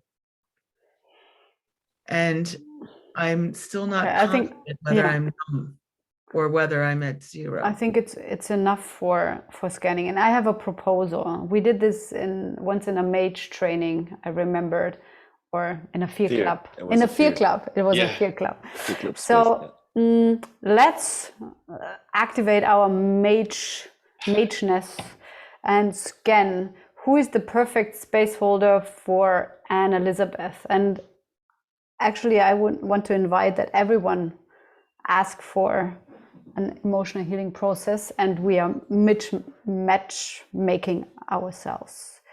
So, and when you've been chosen, you put your hand down. So, who's available for Anne Elizabeth? And it's actually the whole team besides Anne Elizabeth, and we are scanning everyone.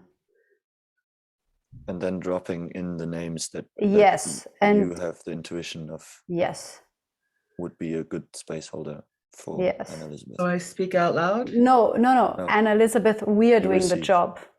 You're just you are and listening. So Maren. Also had Maren. I had Maren.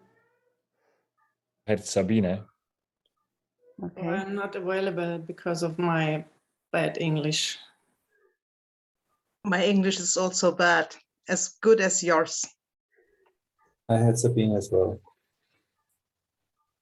I have Maren or Nicole. Okay. Habet. Sabina, I'm offering the possibility of being like making the one of the most successful EHPs with language difficulties. Yeah, that would. Okay, like. I thought you would be the translator, but. And okay, Habet, did you vote? Yeah, I vote for Maren. Okay, cool. So I think Maren, it's you. Yes. Yes. Okay. So Anne Elizabeth, you have your mage. Great. Who's next? I have one. Great. Yes, I would someone hold space for me for an EHP around basically avoiding difficult conversations?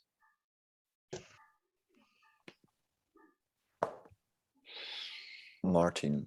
Habet. Sabine. Martin. And Elizabeth. Habet. I also felt it's me. Yeah. I also felt it was you. Okay, great. Habet. Thank you, Habet. This is so cool. So next one. I'm asking for an emotional healing process about I wrote down the fear to change something in groups when I speak up, basically.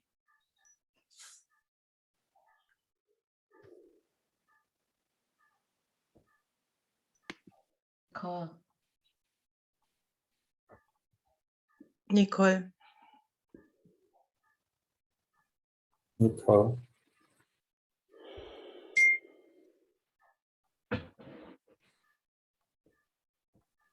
Nicole, yeah. That it. Great. Yes. I have a entry point for an EHP about projections, and that I make someone else's problem to my problem, to make having the tendency to do that.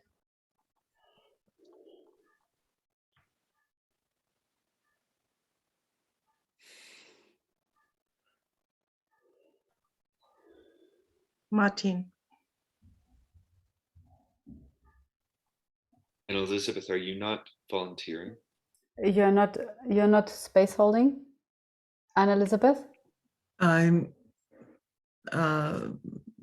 that's not one that I feel Okay. called to do. Great. I don't have the clarity. Great. Yeah. Got you. Martin. I say Martin too. Yes. Okay, it's on your bench, Martin. Cool.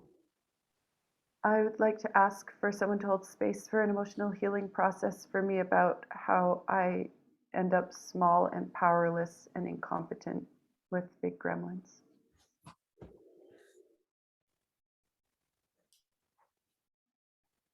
Marcus.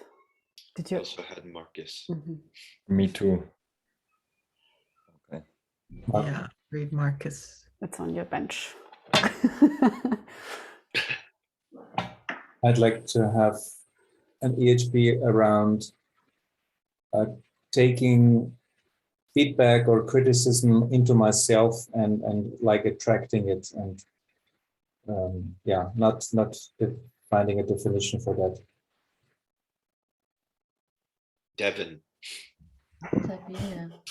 Devin.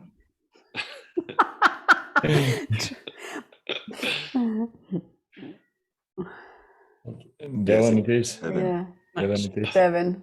Devin. It looks like it's you. I have a question. You said we should take our hand down once we were chosen. I did that and Devin didn't, so I'm confused now. So Devin, you have already two. No, Do I? No. I don't know. I think I just have Joseph.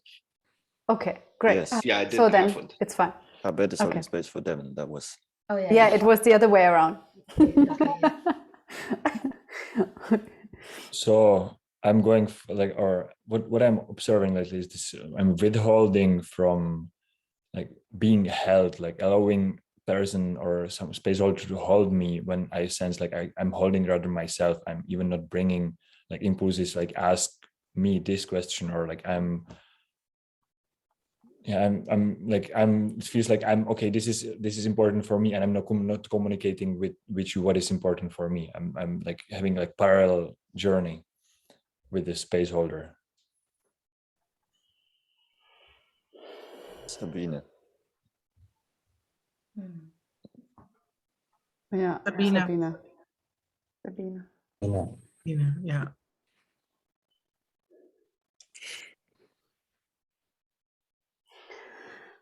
And I'm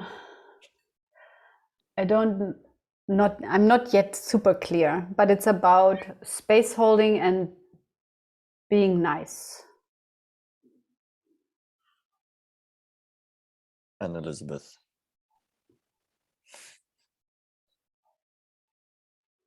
I have a question. That's the topic of your EHP? Yes. Or? I see. Yeah. No, Sabine, you're chosen. You are chosen, Sabine. I don't know the rules. It's either Anne-Elizabeth or Joseph. So what is your scanning? Your call. My impulse is with Joseph. Me too. Me 3. Okay. And Elizabeth. I think it was more Joseph, right? It's 2 for Anne Elizabeth and 3 for Joseph. 3 or 4 for Joseph. And some people haven't said anything yet. So. Okay.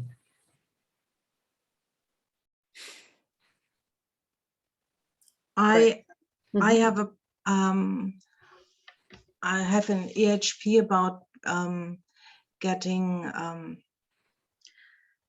I feel a gap between having force and having no force, and we may work on that with very great with Martin, and added to that I have this situation that and that it fits together in some case, and I don't know how to in the process of being conscious in adulthood, that I give my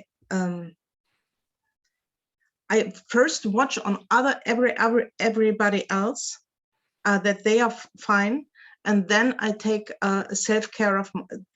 After that, I take a self-care of myself. So I use my power for everybody else, but not for me. And there's a gap in between, and I don't know how to fix it. Okay, I think it's enough information. So is This it is just in German. this? Probably it's in German better. Yeah. So I would see me, Christina. Thank you, Yes. Christina. Okay. Okay. And are we through? I think someone is missing. No, someone is missing. I don't ask for an EHP because I'm not clear about the question. And I don't have one on my workbench. No, so Okay. that makes sense. The numbers make sense. Yeah. So Sabine, what about just diving into the language barrier? Yeah, cool. Okay. So Good. Anne-Elisabeth, Sabine, you're a match. Great. Yeah. Cool. Super.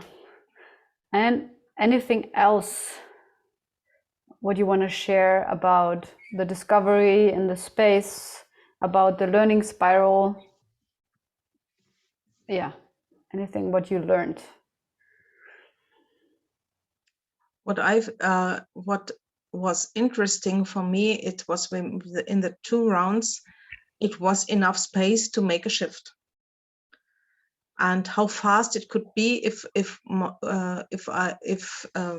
the space holder, the coach really takes his force to see, and don't how to say it, misstraut, distrust his impulse.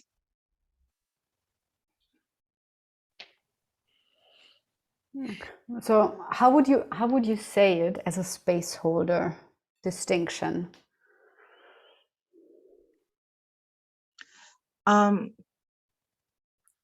What worked? What? Yeah.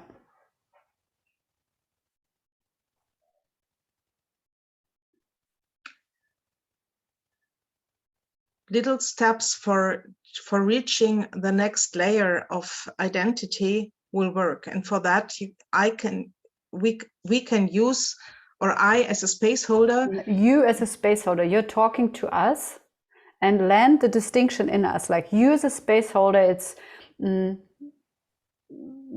yeah. Go on. You as a space holder, I don't know what you want to say. Okay.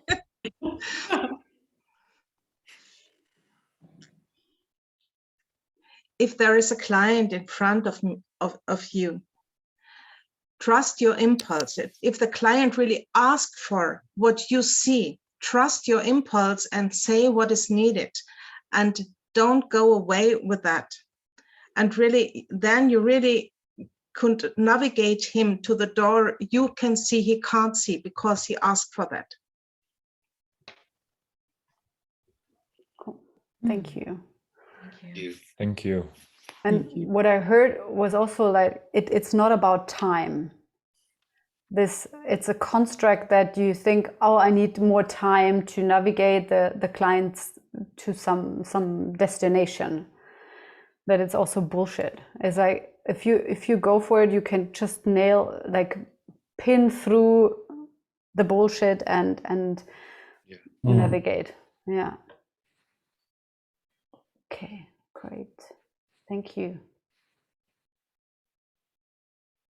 I didn't get what you mean, like what you said. That there's this construct of, I heard Maren saying, and it was not about time, that you need more time, or you need a specific time to understand and listen to the client and all this.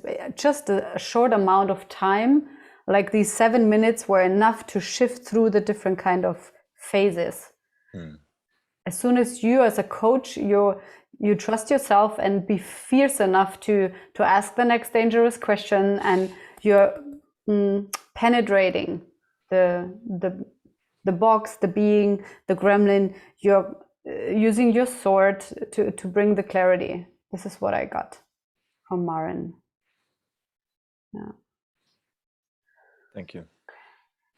Yeah, what I got also is that it's the both sides, like the vacuum and the pressure, because what worked in our 3-cell was also to catch the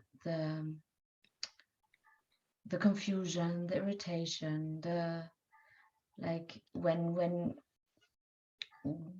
the client had difficulties to get what the person was saying. That was a hint also. to see, okay, that's where your resistance is, and then to use those hints also as an entry. What's the resistance about what I've said? Or like to use the pressure and the vacuum, because you said it in our space. You don't have to speak like an oracle all the time. You can also ask some questions or go into conversation, and that this is both ways somehow. Yeah, thank you. And I will share something. I discovered that in our group I started, and Habet asked me that question, and I I refused to go into the oracle. I could sense how this space was basically asked for behind me, and I refused. And then we ended up in a total different space where I'd say in the beginning I was tangled up in I don't know what with her, and it brought something up, and it worked to then, like in the second round, to also shift more into the other space, into where the flow really comes through me, where I let the stream come through me. And I just noticed how much I felt attacked in the beginning of this. I'd say now I understand it as a gently question. What do you see in me that I don't see? And I had this no in me, like, I'm not going to do the job for you, or something like this. And it completely changed when I chose differently. yeah, and there was this gap where you got hooked, and it took a while until you could unhook yourself and really choose that you don't answer this question. At the beginning, you were blocking to answer the question, so you were still hooked on the question. Did you get that? So it took you some time to unhook, and then you shifted into a new space. But there was this delay, and this could be also kind of a discovery space. Like you were like, for some minutes you were totally hooked. Yeah. Do you remember what happened totally. there? Yeah. So, and there was kind of a delay, and I was just thinking, like, what? Yeah, research. Like, it could be also a mind machine going on, because there was such a delay. It was like as if you were not there anymore for probably 2 minutes. So it's recorded, so you can check and check what is happening. Yeah. Cool. Okay.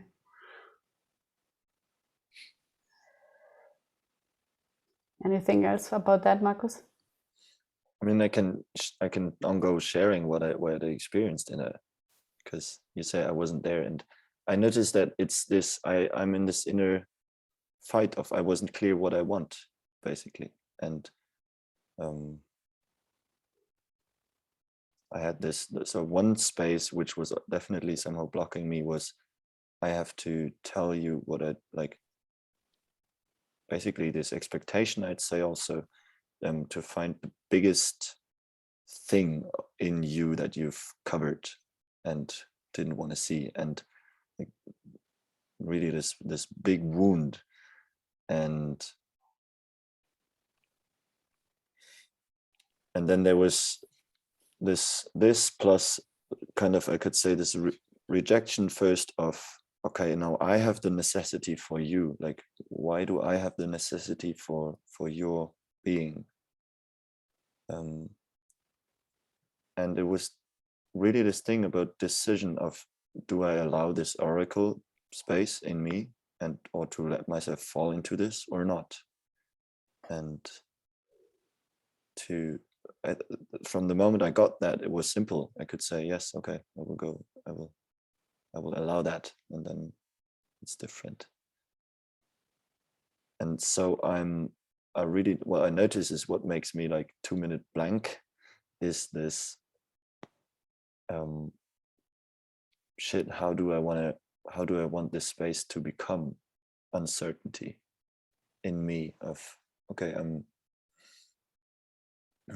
I had a different idea of the what the question would create and be. Yeah. Yeah. Thank you. And what also comes while you were talking is like this: I don't want to tell you what you want. This was and there's a charge in it. Probably this is also an entry door. Like, yeah, it feels very, like how you said it, it sounded young and a bit grumpy somehow. But yeah, check it out. Yeah, thank you. So that you that you have, like, you open the door, that you really can make the decision what you like. I'm not serving this, you know, but there was this block, and yeah, check it out. So you're not blocked by yourself next time. Okay. I would have loved to do like kind of a checkout screening. Like we had this check-in with the 5 bodies and gremlin box scanning, and I really want to do this, even it's a quick thing, like that. You have 5 minutes to scan the other person, like what is the X, and be fierce. And it's not about oracle, right? And it's about scanning, seeing, and this is your X on the map. Your gremlin does this and that, your box, your being, and maybe you can see different kind of pictures where what the archetypal domain is offering you, and what probably is kind of is the next step for on this level. Be bold, and in 5 minutes you don't have the whole spectrum, but check to have like 4 different kind of aspects, like of the bodies, and then the gremlin, and the being, and the box, and to have this 4 of 8 kind of. And no.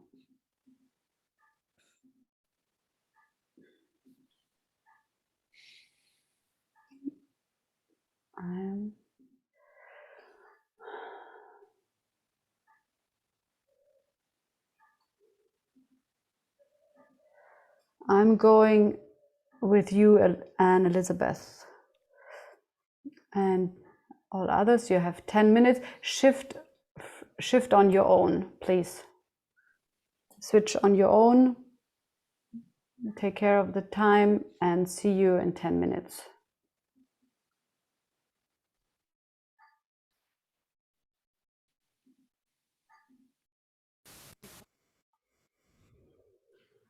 Okay. And Elizabeth, you wanna scan first? No, I want you to scan me first. Okay. Please.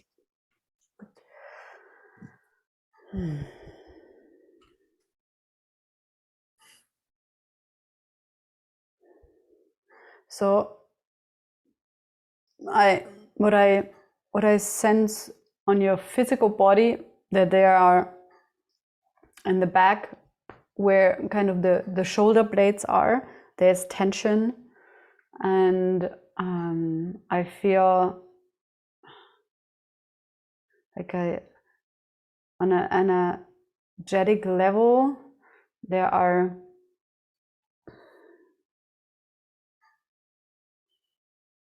I feel that something is here around, that there's kind of a density here up there. Like it's not more down, but it's really like here over. And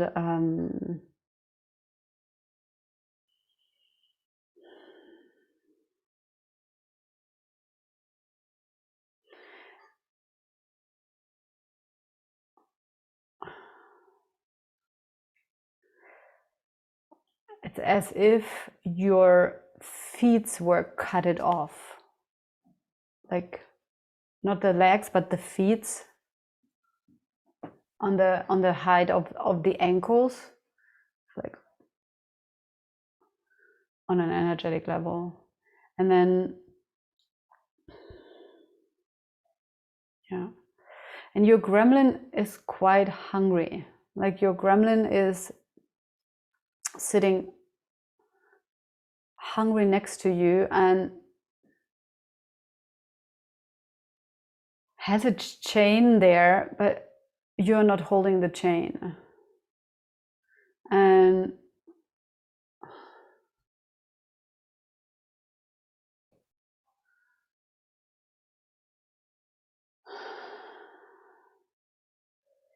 it's like I have this picture of being restless, that your gremlin is totally restless and needs more food, needs more like action, really action, and kind of the child ego state is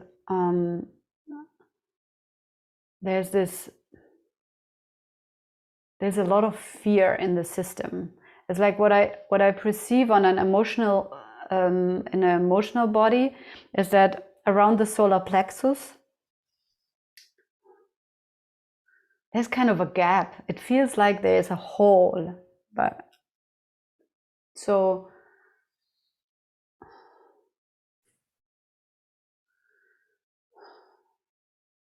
yeah, and like there's kind of the next huge layer is working with the fear. And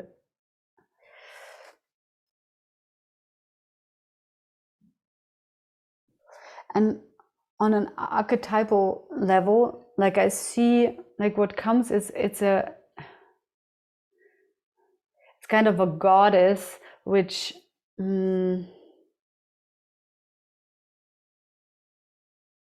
she brings kind of the beauty into the beauty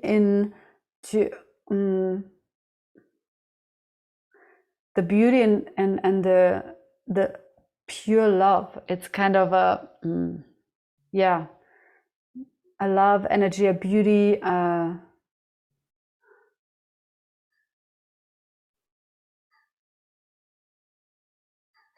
see her like with a flower.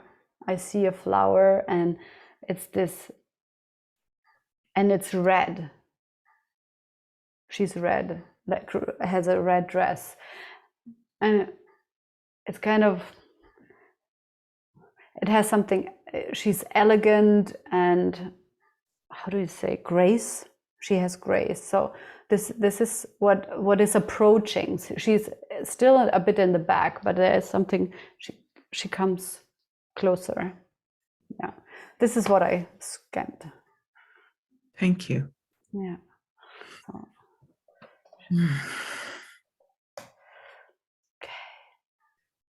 I acknowledging fear. I have fear to be scanning, and I will do it anyway. Great. Use it. Great. You need your fear. Okay. Okay. I'll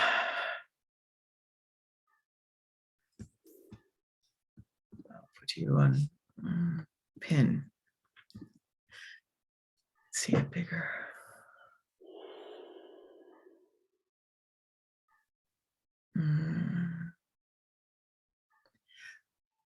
Energetically, I see a yellow, like around the neck with green on like top and the bottom, like the green glow.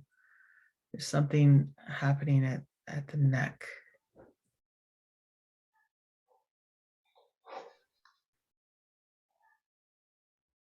There's a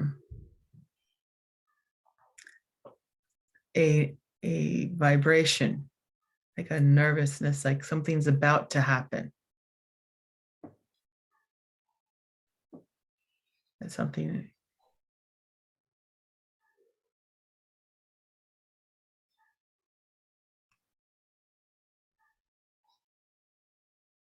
Yes, like it's a tension, like this the spring in the box, and you're the turning, and it's about something's about to pop. That's what it is.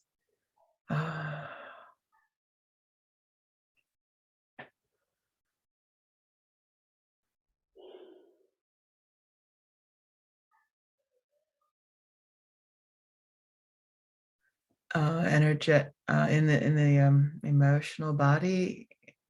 There, I'm sensing a background sadness that might not be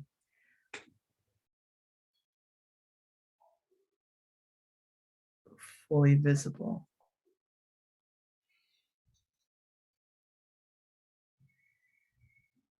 Can you say more about that? What is your picture about it?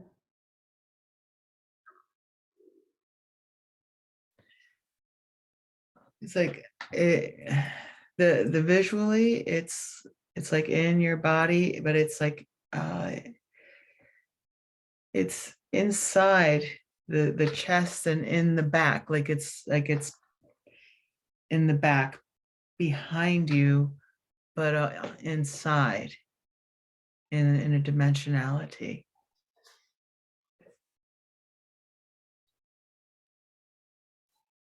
In a place that you would not normally see. Mm-hmm. Like hidden. Hidden in plain sight. Yeah, like hidden would mean like in a corner. Mm-hmm. This is right there, but it's just not in a place that that you see, like, you know, my ponytail is not. Yeah. Okay, I got it. It's not hidden. Yeah. Yeah. What else? 1 minute.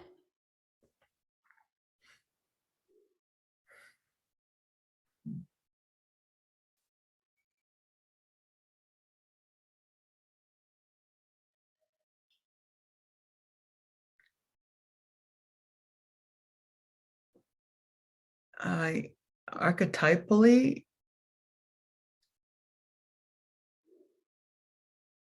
I don't know, somehow not, I don't know if it's archetypal. Yeah, not denying credit for being the badass that you are. That you do great things and don't recognize it in yourself. Kind of resisting credit. Is it the trend?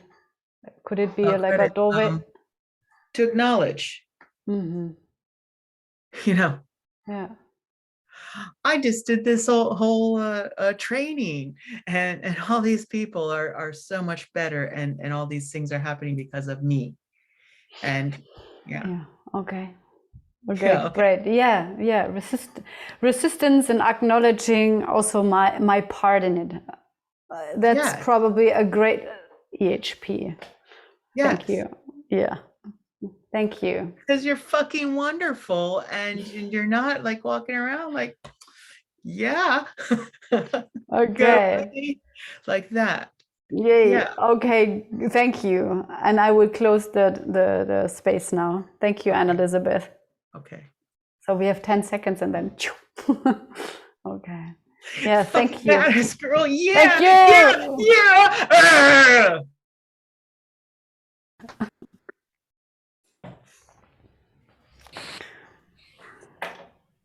Welcome back.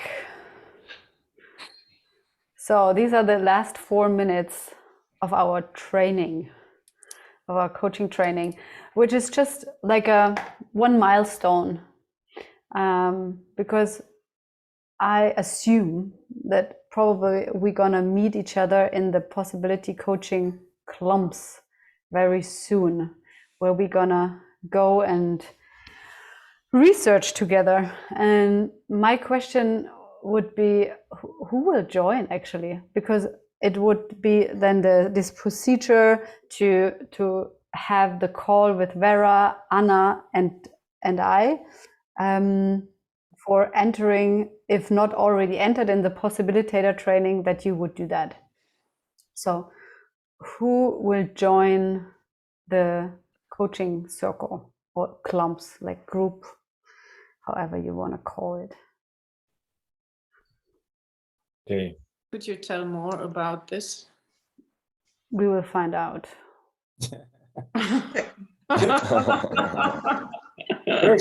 I love experiments. First sign, you get the contract after. No, it's a okay. Like the possibilitator training it's kind of since June newly invented, and there are different kind of groups meeting, and it's not priceless, but it has a price. So it has a price, and it's your transformation. And the people who are already in the DACH or in the North America path, or how it works. It's like we are coming together, you're supporting each other, and there's one main space holder, and it can also shift over time. So I was responsible, I held space for the DACH, and Markus is now holding space for the DACH region. And it's about collaborating. It's about meeting and learning, supervising each other. It's a peer-to-peer group learning. And probably there will be also trainers coming. I don't know yet how it will work with the specialities, because they are new babies, born.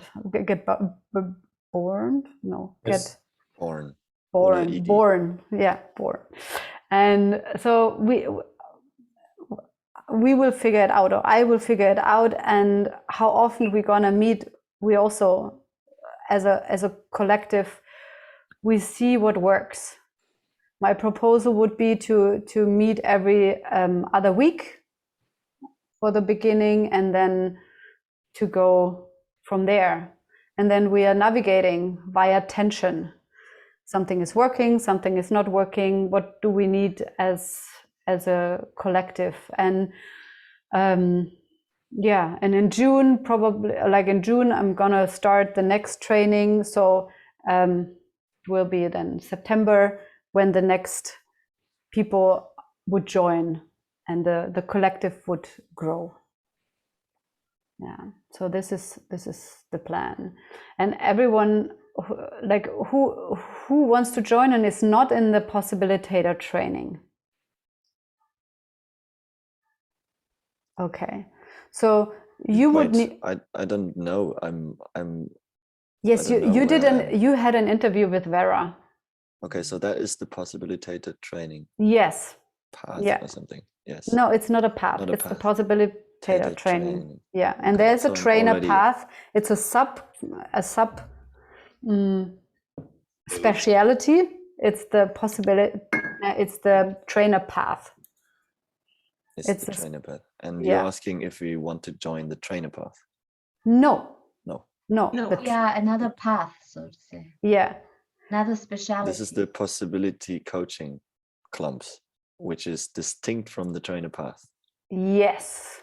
And but inside the possibilitator training. Good. Good. Thank you. Hi, Elizabeth. Bye, and Elizabeth. You will get the news in the group chat. Great. And Nicole, will you stay? I've let my next meeting know that I'm going to be late, so that I can be in the last of this call, since it's the last one. Okay. So I just want to finish with this for short. So it's Martin and Habet. Everyone else already is in the possibilitator training. So Habet and Martin, you would apply over the possibilitator training webpage, what I already sent you. There's like a contact sheet, and then there you apply, and then Vera will reach out yeah, or she sent it to me and then I will reach out, but you need to officially apply there. Okay. This is the entrance. Okay. Christina? Yes. So the possibilitator training is not the DACH. No, the DACH is part of the possibilitator training. Yeah. Yes. So yes, it's already part. It's in the big circle. Like this big circle is the possibilitator training, and there are different kind of smaller circles. Thank you. So great, cool. So Devin, will you join or not? Undecided. You're So undecided. No for now. No for now. Okay, good to know. Great, because you would also need to or are you in the North American? No. No. So I might have to re-interview. I'm not sure. Okay. Great. So let me know. Let me know if you want to go that path. Great.